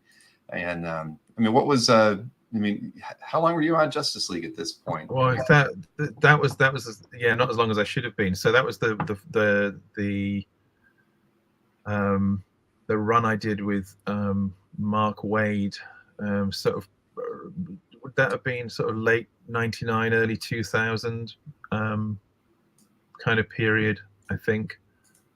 Year 2000, that's when it was. Yeah. So we'd done Heaven's Ladder together, and there was a massive editorial screw up with the scheduling. So when I was on Authority, I was supposed to go into Justice League. Then DC wanted to do Heaven's Ladder, what became Heaven's Ladder, Treasury format thing, and nobody bothered adjusting the schedule. So when I arrived to do the regular series after doing Heaven's Ladder, everything was months late because nobody had made any adjustments. So it was just a nightmare, really, for Mark and I both, which is a shame because we had really big plans and big ideas. So we did do a few issues together, but it was supposed to have been, a 3-year run, really. That was the original plan. In the end, it just ended up being a few issues. And then before I went back to it some years later as writer and artist. Thanks, Nick. Nick claimed that one, and I love the square word balloons in this one. That was Mark's idea, yeah, because of those aliens that came from 4-dimensional space. Very, very smart. Did you have to draw up some examples of that? No. This was just all done between Mark and the letterer. Mark really had a very fixed idea about how he wanted the dialogue to work and the word balloons to work. So he described that one completely as the letterer figured out how to do it. Wonderful. Well, it's fantastic, and I know we have a couple other pages not for sale today that I got to look at, and it is awesome. I haven't seen anything like that before. All right, so Paul Neary inks there again. So, yeah. Oh yes, I'm sorry. I know I didn't note the inker. If I don't have the inker's name on there, please shout it out so I to correct my mistake. Nick Barucci got that one, so thank you, Nick. Let's see here. Lot 6. You had just mentioned Heaven's Ladder. So this is a page from that. This is oversized page. Yeah. It's on 14 by 19. This is with Paul's inks as well. It's page 2 to the story. So this one is priced at $900. And again, it's beautiful because it is oversized. I think that there might be a couple different. I know that there's definitely ink brush in here. There might be some other inking styles like in the ship below, but no, that caused Paul. There was a double page spread of that ship. It caused Paul a nightmare. So he was using. I don't know why he was using it because there's something with the paper where it chose, and it wasn't taking felted pens particularly well. So Paul started using it was generally wet ink and a dip pen. He was doing all those curves and lines with those, but he was using something called a flexi curve. So it's this piece of flexible rubber with kind of some rod in it that so when you bent it in any particular shape, it stayed in that shape. So I said I remember him saying how long it would take. I said, why don't you just buy a French curve? He said he'd never heard of what a French curve was. So this cheap £4 pieces of plastic, I took it round for him, and he never looked back. But he was trying to do that whole thing with this god awful flexi curve and wet ink, so a hairdryer to make sure every line dried before he did another line. So it took him forever. I think I read a quote that you once said that this project almost killed the both of you, and that sounds like it did a bit. All right, well, this one's still out there. Lot 6 from Heaven's Ladder, page 2, the tabloid format. It is large. It's 14 by 19, and it's $900. So this next piece is a little more current. Of course, this is from New Suicide Squad #3. Size is 11.5 by 16.5, and we have this one priced at $17.50. And you've done a lot of covers in the last 4 or 5 years. It seemed like you were the go-to guy, for many books. Especially when there was stuff was needed quickly, yeah, because the once DC discovered that I could do them quickly, I used to get so there was a chap there who was just who did variant covers. That was his job, was to do all the variant covers for that particular marketplace. So he kept coming. Eddie Choi, I think his name was. Yeah. Oh, yeah. Eddie was. Yeah, it was Eddie. It was Eddie. I was trying to make sure that was his job. But yeah, he doesn't work there anymore, unfortunately. But I know no, Eddie. he doesn't. That was his job, was to work with artists and comic book shops and anybody that needed variant work. He was kind of that point person. I think he might have had one of the best jobs for an original art collector in the comics business by getting to work with so many fun creators. But that's awesome. Yeah, so he just commissioned job lots of stuff, really. That I remember, you said it was great because they'd come in quickly. One time he said, could you do a whole series of covers will roll out across the year? And I think I did something like 8 covers, and I did them all in a week. So I just did them in one job lot and had a great time doing it. And it was good. To be honest, covers pay more than pages do. So there are 2 factors in that. One is that, yes, you get paid more for doing the same amount of work, but also the reality is also you can sell most of the original artwork as well. So there's always a consideration of taking those covers on, because it's just genuinely, when you're earning a living, it's a good way of doing it. Well, very true. That worked out well for you, definitely. So lot 7's available at $17.50. We've got another DC cover here. This is from Action Comics 10. Oh, yeah. This actually has the pencil prelim as well with it. Same price as the last one, $17.50 on the same size board, 11.5 by 16.5. And I wanted to show you with the pencil prelim as well. But this is a great image. I really like this one a lot. And I mean, for the Superman fans out there, this is a nice piece. That must have been a Grant Morrison period, was it? It was. Yes. There it is to see that, yeah, because I was thinking that costume was his New 52 run period, wasn't it? Yeah, it was. I mean, I can see it on the published cover. Yeah, Grant Morrison. But yeah, no, this is really nice. And there's because you did a lot of work, some of that extra cover work that you were just talking about. You did work with some JLA and a few other titles, but Superman's like you said, that's the books you read when you were young. So there has to be a little bit of fun for you when you get to work on a book with Superman, even if it's just drawing covers. Yeah, I would have loved to. It's the one thing I would love to have done would have been a good run on Superman. I talked about it with Mark Miller. We were going to do, that was always one of our goals. Mark Waid again. We would have done it. There was even a time after my first Justice League stuff that before we did the Rebirth stuff, and it went twice monthly. There was talk of doing Superman then too, and it never quite came of it. But my last work for hire project was that Superman book with sandwiched between Mark Waid and Kevin Nolan. So I think as a way of going out from work for hire material, it couldn't have been better, since it was the character that got me into drawing comics in the first place. Well, it's serendipitous, I guess. It worked out well. All right, so this one's still available, lot number 8 at $17.50, and then we have we're still in DC work here, so let me show you lot number 9. This is from Batman Brave and the Bold issue 1. This is one of the alt covers. It's cover D. This one's a little bit bigger, 13.5 by 19.5, and priced at $17.50 as well.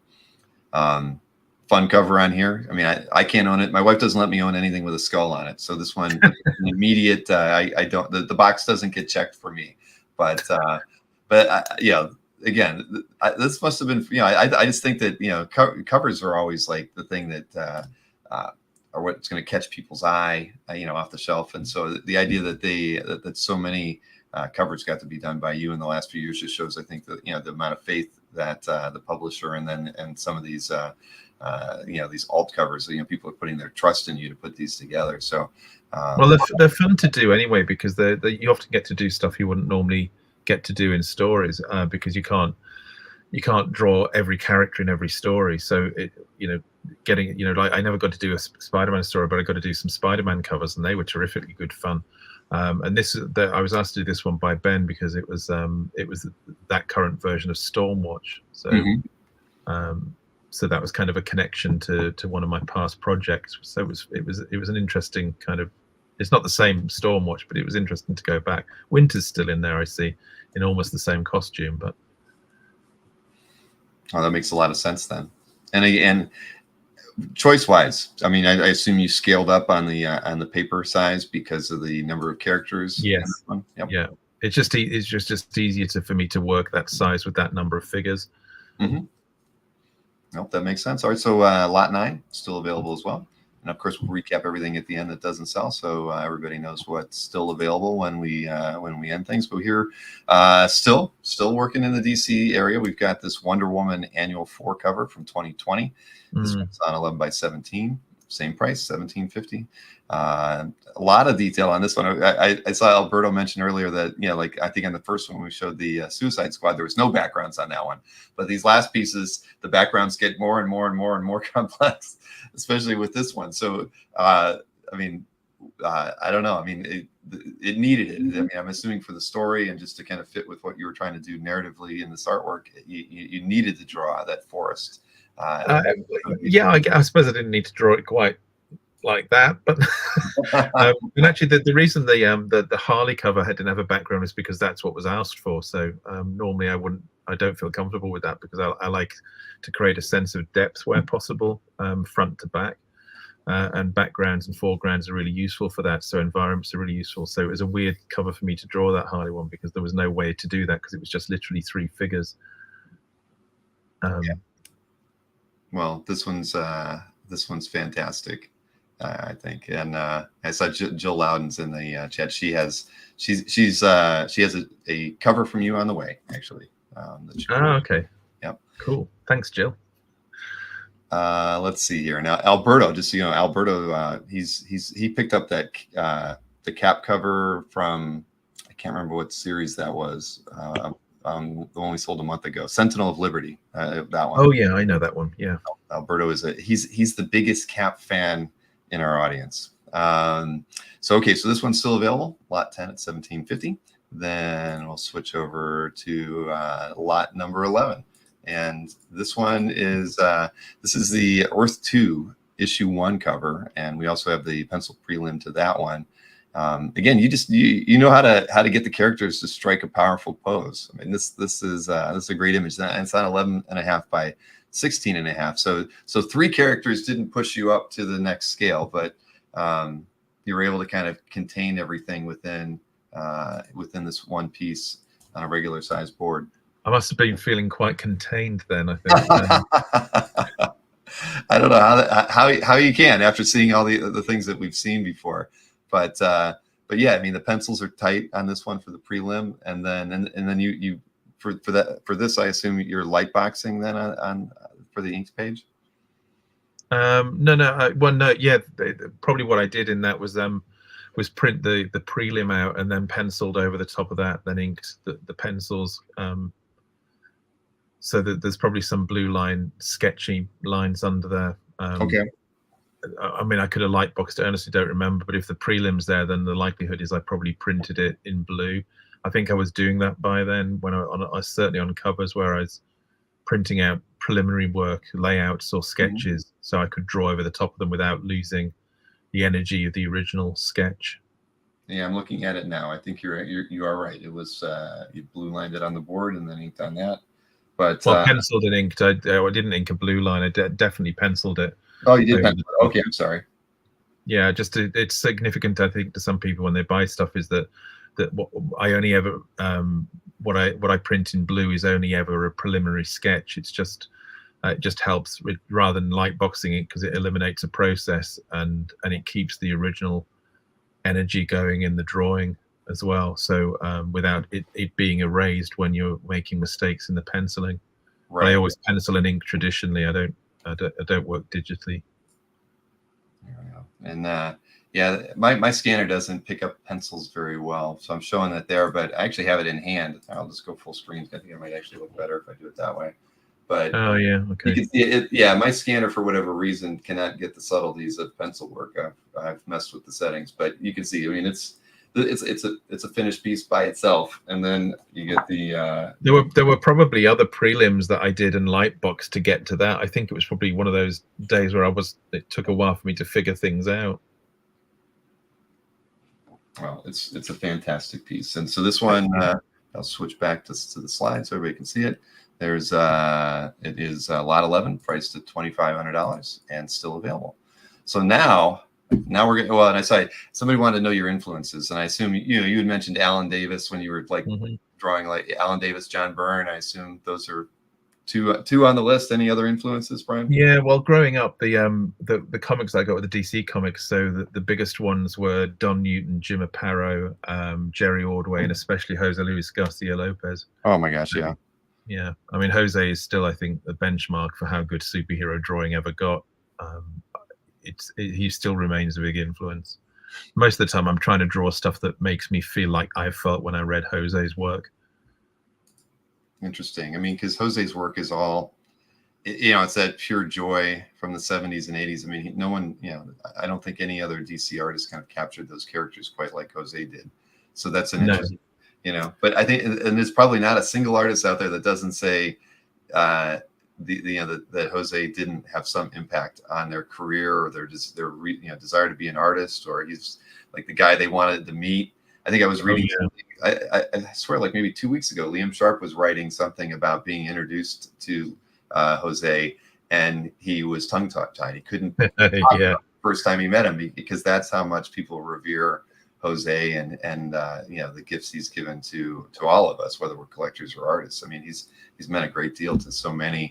So again, on the DC side, as a Marvel guy, I didn't really grow up on his work, but I mean, I see it now, and it's phenomenal. We had him at OEX. He was an absolute gentleman. He was one of the people that was most sought after.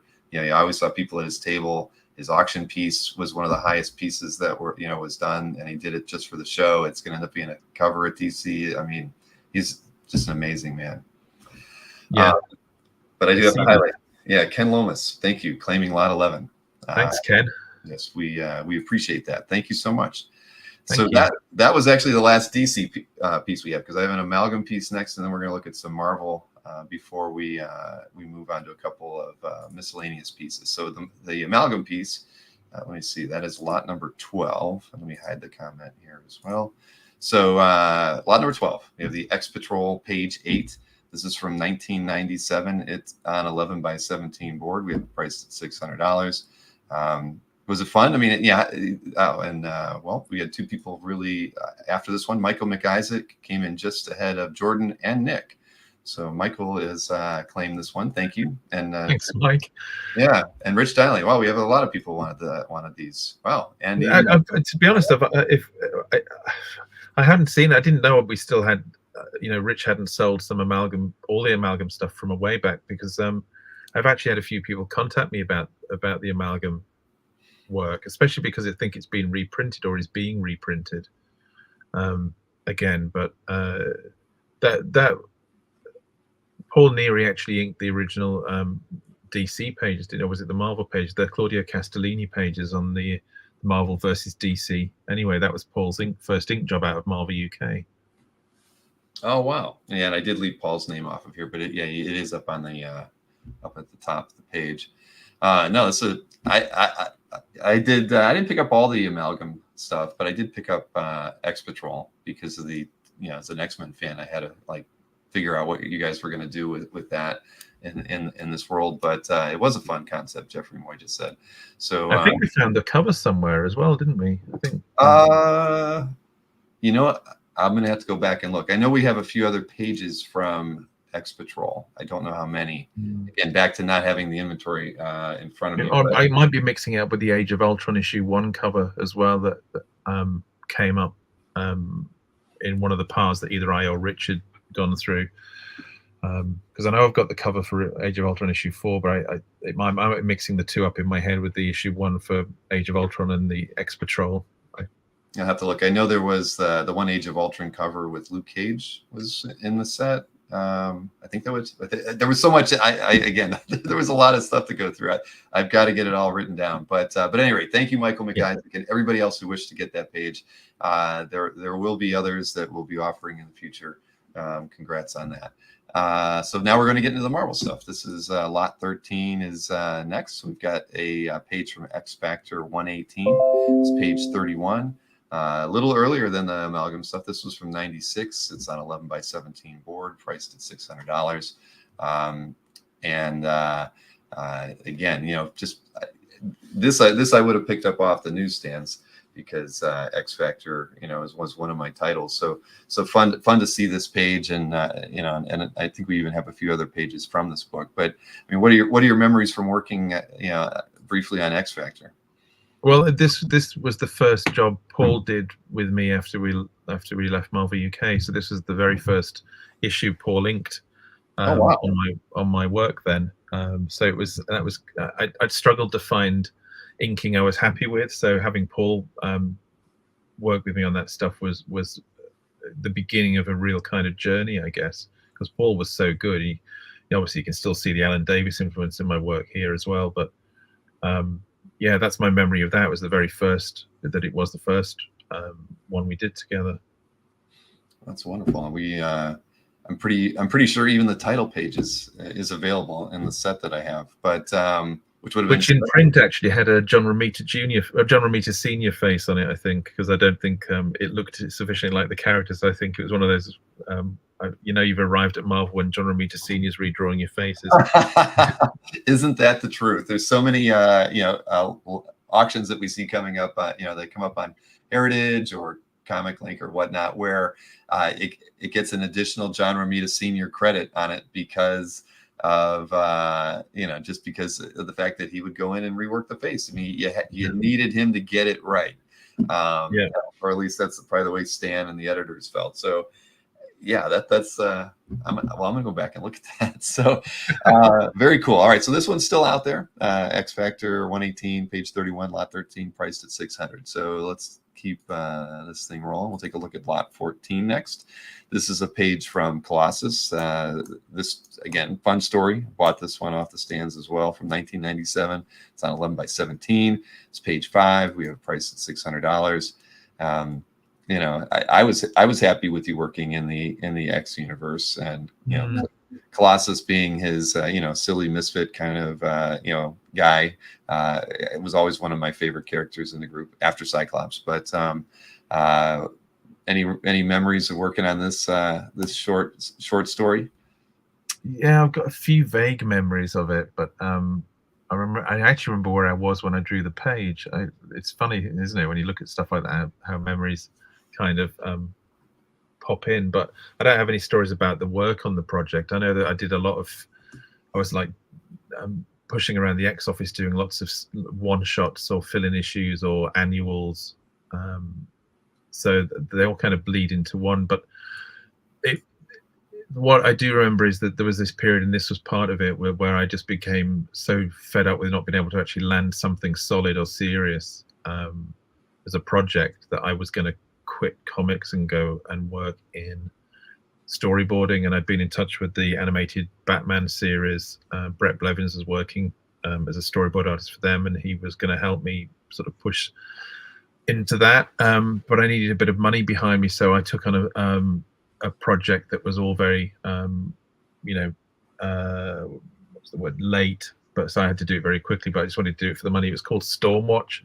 And the rest turned out to be history. So, oh man, yeah, exactly. It's funny how things can work out like that in one's career. But yeah, what a fortuitous change that worked so much for the better to have put you in with Stormwatch, which leads to the Authority. My goodness, and collaborations that we so many people in the chat I know enjoy reading today and going back and reading. I mean, I've gone back and read Authority numerous times just because the stories, I mean, while they were rough, they were wonderful, and they still have that same thrill and impact reading them today as they did when I first read them. And not many comics can really say that, Brian. But yeah, thank you.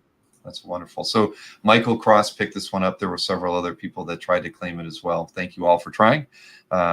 We sincerely appreciate it. So Thank you, Michael. I'm just going to quickly answer this Delight Love Movies question. How long does it take me to draw a page normally? To be honest, it depends on what's on it. In recent years, I've been doing, like Venom, I did anywhere up to 4 pages a day, actually, depending on how late the book was, how late the writers were, how chaotic the print schedule turned out to be, because nobody had told me that whatever these 2 issues are going to double ship that month. And and so I still managed to do the 16 consecutive issues, some of which were extra sized and all double shipping and all of that. So anyway, those ones, it's in those cases, the answer to that is really, it's as long as it needs to take. So if I have to do 3 pages that day, I will do 3 pages that day. Mm-hmm. But on Redcoat, it's really got back to a single page a day, I think, because there are a lot more detailed, the Redcoat pages, and partly that's the nature of the costuming and the time periods, but also because I haven't been, I think, this involved or connected with something, or felt like I wanted to make it absolutely special since I did Ultimates. So this is a big thing for me. I want everybody else to see it the way I see it and feel as good about it as I feel about it. So these pages are taking a day, on average. I'm doing about 5 pages a week on Redcoat. So yeah, so to answer that question. There you go, Delight. Thank you for the question. We appreciate it. Again, anybody who wants to throw a question in there, we'll flag it and try to answer it throughout the remainder of the show. Let's see, we got lot 15 next. This is continuing on with Marvel, of course. We have A Thing, She-Hulk, #1, page 18. Paul Neary inks on this one. This is from 2002. It's on 11x17 board, priced at $600. And this is like an example where, like, the published page, you don't see all the amazing detail that was packed into the original illustration, right? But and that happens a lot. In the 90s, that it happened a great deal, where the coloring sometimes overpowered the originals underneath it. But it's just fantastic to see it. It was a fun book. I remember reading this one, but I don't know. I like this piece a lot. I know we have a few pieces from this story too. Yeah, it's an interesting thing with that. So I was working on that when I got into that. I'm fed up, and I went off and did Stormwatch, and actually started having more fun on that. And so I started slowing down on the Marvel pages, and in the end, the project got canned. And then when The Authority came out, and it was successful, Marvel decided to resurrect the project, just to get it out, because it was, I was selling well by that point, which I wasn't at that, pre-Authority, so anyway, they found this new guy to finish the story. His name was Evan Reese.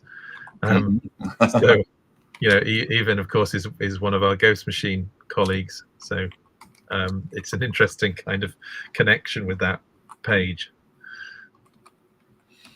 Well, very cool. So this one's still available, and I'm just answering Michael Cross's question in the chat. It was Paul Neary inks on the Colossus. It was, yeah. You can see just on the top of the page there, it says Hitch Neary. We often just put our names up there. And Monkey God was asking about, will Redcoat pages ever be going on sale, or is it something that's going to be like that first submission that you made to Marvel UK? Is it going to stay in the Hitch Museum? It's I've had a lot of interest in it, honestly, especially in the covers we've released so far. And I a regular buyer of my art has bought a long time ago bought the almost the entirety of the preview story I did for the 80-page Giant. Mm-hmm. And I do kind of regret selling those now, because actually I would really like to hold on to all the Redcoat stuff. In fact, I'm going to get some of the covers framed and have them up in the house, because it's more than just how much I love the work on Redcoat, and I genuinely do, and I really unusually am pleased with the work I've done on it. It's that it's of significant personal interest as well. Sure. So I think I want to keep this stuff. If I don't need to sell it, I won't sell it. Well, there you have it. That's the answer. He's going to hold on to as much as he can, and I think that's a wise decision. Oh man, so let's see. Lot 16 is next, and this is it's on a little bit oversized board. It's 14 3/4 by 21 3/4. It's from FF 560, page 9 from 2010. We have this one priced at $800. So it's funny, seeing this image and then seeing the ultra wide pieces with Galactus laid out. I mean, it's amazing. But this, I thought this piece was really nice because you get that nice team shot in the bottom there, and the way you drew Galactus was perfect. I mean, I think that's my inks as well. That one. I believe I thought it was. I was going to ask you because I didn't add an inker name on this one. I still hadn't quite figured out how to do it at that point, but it was inching closer to kind of getting my head around how I wanted to use the light and brushes. And I think I was still mostly inking with a pen at this point, and synthetic brushes where you couldn't get a good line anyway. Mm-hmm. But yeah, that was me trying to figure stuff out. There's an interesting thing post Ultimates. I really was trying very hard to figure out how I wanted to draw superheroes, because actually on Ultimates, I wasn't really doing the spray painted bodies that classic superheroes have with the musculature. Even if you look at Cap, you don't see a lot of muscle tone because the costumes are meant to feel like they were real clothing.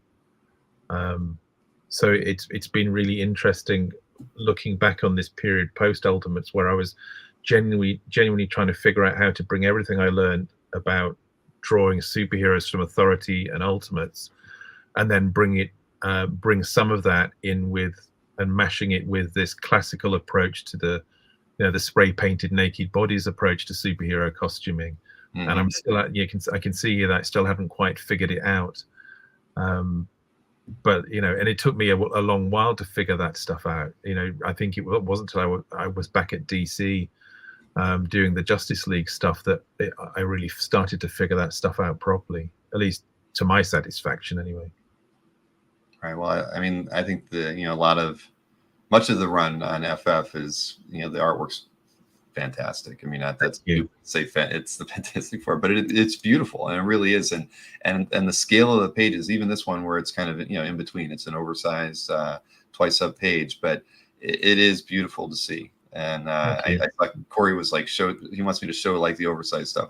I'll reserve that for like a CAF update or something where I'll show up what some of these ultra wide pages look like. But yeah, congrats to Jeff Moy for picking this up. Oh, thanks, Jeffrey. Yeah.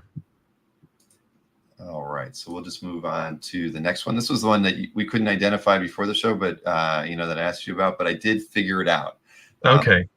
So this is lot 17. It's like a prequel book to Age of Ultron. It was from Avengers 12.1. It was Ultron War. It's you got Neary inks on this one. It's on just a little oversized, 12 by 17 3/4.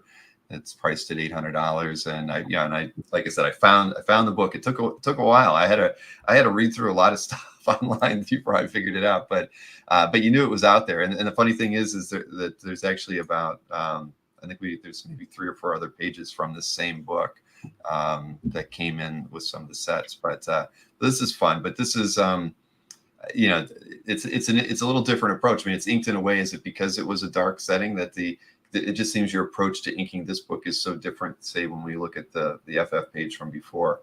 Yeah, because I think I started still developing that idea of how I wanted to approach that sort of classical superhero anatomy, and I got cleaner and cleaner and using black more and rendering less as time went on.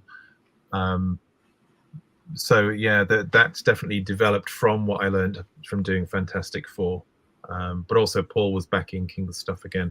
Oh, that's true. I'm sorry. And I see Alberto even mentioned it. I wasn't paying attention. Neary inks on this one. But no, this was actually a fun read as well. Okay, cool. I really have almost no memory of it beyond the Wolverine nose panel. I remember that, but I didn't remember what order I said. You must have predated Age of Ultron because I stopped working. So Age of Ultron was one of those developing things. It started off being just I think it was just going to be a special. Then it developed into, so I did the 12, what they called 12.1, and that was the original first issue of Age of Ultron. But then they used it for that, and Age of Ultron became something different and bigger. So what became Avengers 12.1 was the original first issue of Age of Ultron. And then it was used as a prequel, as was this. I think this was originally part of Ultron as well, as in its original form. And then it ballooned and ballooned, and I only had, I think I had only 5 issues left on my contract by the time, we got it to that, into the Age of Ultron stuff. And so my contract came up, and Marvel offered me, so I could finish Age of Ultron. Marvel said, "Oh, we'll re-up your contract, but not for us, but for less money." So I politely declined, and so that's why I think it might have been Carlos Pacheco that did the other half of it. No, or was it Brandon Peterson? Somebody was it Peterson? Okay. Yeah. But that's why it's in 2 different, because it was originally going to be 5 issues, which seemed fine, but then it became 10 issues, and I couldn't do the other 10 because I wasn't still at Marvel at that point. I'd gone to do, in fact, I did America's Got Powers, I think, and something else after that. But yeah. Marcus says Marvel is cheap. Well, they didn't. They could have worked out some way to keep you on and keep you at the same rate. But that's unfortunate. Well, I think they just probably didn't want me doing. I think they had their reasons, I guess, and right. I don't have any problem with it. Yeah. All right. Well, 17 is still available, and let's see here. I actually looked at my slide 18 didn't get loaded, so I'm going to load it right now. Just take a second here.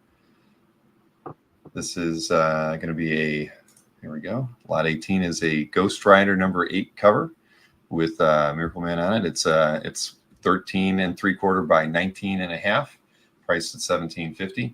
So I mean, this is pretty in your face as far as with the imagery. I mean, the cityscape behind it. I mean, this is a fun piece. Now, with something like this, when they're having Miracle Man be a part of it, what kind of editorial stuff had to go on with making a cover like this? I mean, did you have to submit prelims before they would approve it? Marvel always like to have prelims, and I don't have a problem doing that, because honestly, it's a really easy way of working some stuff out. But the problem is that they went through a period of insisting on having 3 preliminaries for every cover. Right. And the thing was, so with what you would do is you do the one you really wanted to do.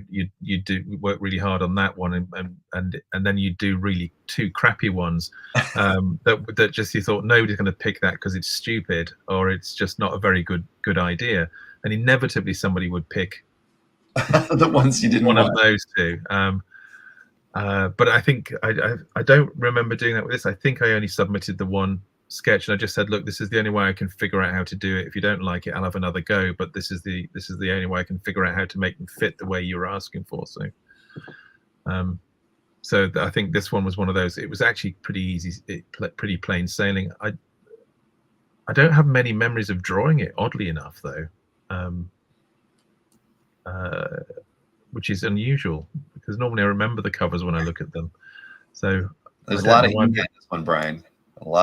There's a lot of ink on this one. So yeah, there is.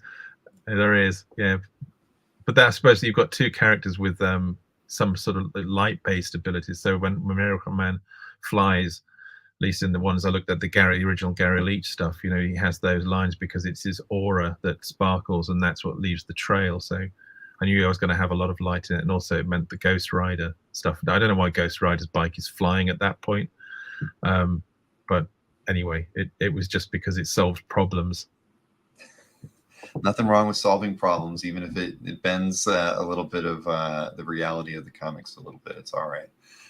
So we got lot 18 still available, $17.50. We'll take a look at lot 19 next. Another Marvel cover here. This is the cover to Venom 8, fairly recently, a couple of years ago. I mean, you had you did many covers and interiors to Venom, and I did. Yeah. This one is on 11 by 17, so not oversized, or traditional size that we're used to, priced at $17.50, like I mentioned. So fun stuff. I mean, did you enjoy the work on Venom? I mean, you did have a lot, a a couple of year period on there, or at least a year and a half. And the character fit your sensibilities. I think, well, CB, when he first asked me to come back over and do some work, mentioned they were doing a Venom relaunch. And to be honest, I'd never really read Venom because I hadn't really read many comics, and I was never really a Marvel fan when I was growing up. So I kind of missed Venom both as a pro and as a reader, but I was aware of his popularity. But I actually came over to do what became Ultimate Invasion. That was the original thing. Originally, Donny Cates was going to be writing it, and delays kept pushing it further and further back. And so CB said, you know, what about the Venom relaunch? Do sort of a bit of that. And now, although I'd got my shit together, as we might say, at DC, and I'd been, you know, doing monthly books for quite a while, Marvel, especially David Bogart at Marvel, was still had PTSD from all of the you know, the lateness on things like Ultimates and everything else that I did. So they were only expecting to get 3 issues out of me in the first year, I think. And then I turned the first issue, which was double size, round in about 3 weeks. And the editors suddenly realized that took David Bogart a lot longer. But I feel one of my greater achievements on this period was where I was doing the Venom monthly, you know, under the circumstances I said. And then Tom Brevoort, who I really had screwed over royally on the Fantastic Four schedule so often, he would just, I think, probably vowed never to work with me again. But anyway, he offered me this, the Avengers Assemble Alpha one, which was one on top of doing Venom. And the fact that he actually did offer it to me suggested that everybody at Marvel had kind of accepted that I could draw quickly again. Yeah, so that was an interesting experience. But Venom, I enjoyed doing it, and I like working with Ram and Al, though not that we had much interaction. But there was a lot of fun stuff to draw. Certainly, it was never difficult. I suppose I didn't. The things I enjoyed most, I suppose, were the ones that were the classic Venom shots, like the cover for issue 1 and so on. Direct, but you know, the splash page in issue 1, even though it was Dylan in the Venom costume, but that classic look to Venom, they were really fun to do because it's a different kind of action. I enjoyed that a lot. I think I'd have loved to have done more Venom versus Marvel Universe characters, just because that stuff's fun. And give you more opportunity to draw some of the other Marvel characters too. But, yeah. Before we get to the last 4 pieces we got, I saw Nick mentioned that he remembered a time in UK having dinner with you and Quesada, and you telling everybody why Ultimate Avengers should be called the Ultimates, and you were right. I don't know if you remember that. I do vaguely. Yeah, I do. Yeah. I mean, actually, to be fair, it was Joe Quesada that said, "I don't think we should call it the Avengers or Ultimate Avengers." He said, "I just don't like the way it sounds." So I think it came out of Joe just saying, "Let's take Avengers as a name off the table for whatever reason," and then it became the Ultimates. But it was definitely my suggestion. But I think it came out of more just trying to solve a problem than having some sort of brainwave about why it should be called that. I think it was just solving a problem. Okay. Let's see. Last Marvel piece. This is lot number 20. Vengeance of the Moon Knight number 8, cover priced at $2,000. It's on 12 by 17 3/4. You get Moon Knight and Deadpool battling it out with a lot of broken glass going on there. A fun piece. I mean, this looks beautiful in person. I mean, it's, you know, being just slightly oversized helps. I mean, it's edge to edge, you know, as you can see in the scan on the right. You know, had you done any work with Deadpool really before that, or was this one of the few opportunities? There were a couple of covers I'd done, this and one other, I think, because one of my boys was asking me about if I'd drawn Deadpool, and I think I'd only done it twice, and I can't remember what the other cover was, but I have a vague memory that there were 2 Deadpool-based covers. But no, it's not a character I'd drawn at all extensively. Well, this thing came out really well. I see Mariner Shadow says, last Marvel piece, what happened to the X-Men Brood pieces? Well, I think if you read my introduction, I mentioned books that Brian had worked on, and then I mentioned pieces that I was bringing pieces from for sale, and I mentioned X-Men Brood as like one of the stories that you've worked on. We do have X-Men Brood pages. I don't have any for sale in the show today, but I'm quite certain that we're going to be doing some kind of an art drop on the site, and in the future that we'll have it before we do another live stream. So the potential is there. There are definitely there's some pages from issue 1 and several pages from issue 2 still out there, Brian, which should please you because it's some fun work. But let's see here. So what do we got? So this is lot 20, still available at $2,000. And I might have said that I had them, Mariner, but I wasn't bringing them up. But honestly, if you want to shoot me an email, I'd be happy to talk to you about it offline. Bill at comicardfans.com. I'm always happy to answer any questions. If people, like I mentioned at the beginning of the show too, that if there's pieces, from Brian's career that you're not seeing tonight, we haven't talked about, that you'd either like to see in a future art drop or a show, let us know, what those titles are that you're curious about, because we definitely want to be bringing art for sale that you guys are interested in picking up. So apologies for any confusion on there, but email me, Mariner, and we can talk about it offline. So 3 more pieces to go. And the first piece is, well, we talked about it briefly earlier. It's the Wildcats piece from issue 5, page 17, 1999. You got Zealot on here. You got Neary inks on it as well. It's on 11 by 17, priced at $500. I think we have a few other ones of these as well, but this was just a fun image, and to get Zealot on there. And I love the boom being hand lettered on the artwork. I mean, that's fun, and that's something that we've seen too often in like on your pieces where you got to add that to the piece before Paul inked it. Yeah, I must have. There were periods where I was definitely doing some of my own lettering, display lettering. I never really had the patience to do lots of it, but I think in that case I might have. I don't know why I did that. I don't have any real memory. I drew that issue so quickly on top of doing the Authority that I don't have many memories of the process. But the fact that it's on there means I must have done it, because I don't think the original artwork ever went. We were sending scans back then, I think. So. Yes, the boom on the page is very cool. You got that right, Captain America, comic book fans. All right, well, this one's still out there, lot 21, priced at $500. Next up, what do we have for lot 22? Oh, that's right. This is the Red Sonja. This is the number 5 cover from just last year, 2023. It's on 11 by 17, just priced at $1,000. Coloring on this one is actually pretty nice. A lot of times we always talk, like earlier, the coloring kind of kills a piece, but it was done pretty well on here. But that's Brad Anderson, who's coloring our books at Ghost Machine, because he's joined the company along with the rest of us. But yeah, Brad's amazing. So this is the first stuff I did with Brad. He colored my Red Sonja covers, and yeah, I think Brad's terrific. Genuinely, I really enjoyed those Red Sonja covers. I got to stretch a few different muscles on those, which is great fun. My favorite one is the issue 3 one, where she's sitting on the thief's lap, about to slit his throat and steal his. That was just one of those things where a drawing just somehow falls into place without even trying to figure it out or make any effort. It just sort of happens. It's like watching somebody else do it. But I had a great fun. I love fantasy stuff. I genuinely love it. It's something I loved growing up, reading fantasy novels and reading Conan and whatnot. So and Tarzan as well. Growing up as well was a big thing. So I love to play in that kind of sandpit. Well, it's same here. I mean, I was a big sword and sorcery reader in my day, and while Conan never really appealed to me, Red Sonja and a lot of other titles, especially the ones that Marvel put out, and I even loved Grell's Warlord and everything too. I mean, it's just it's fun.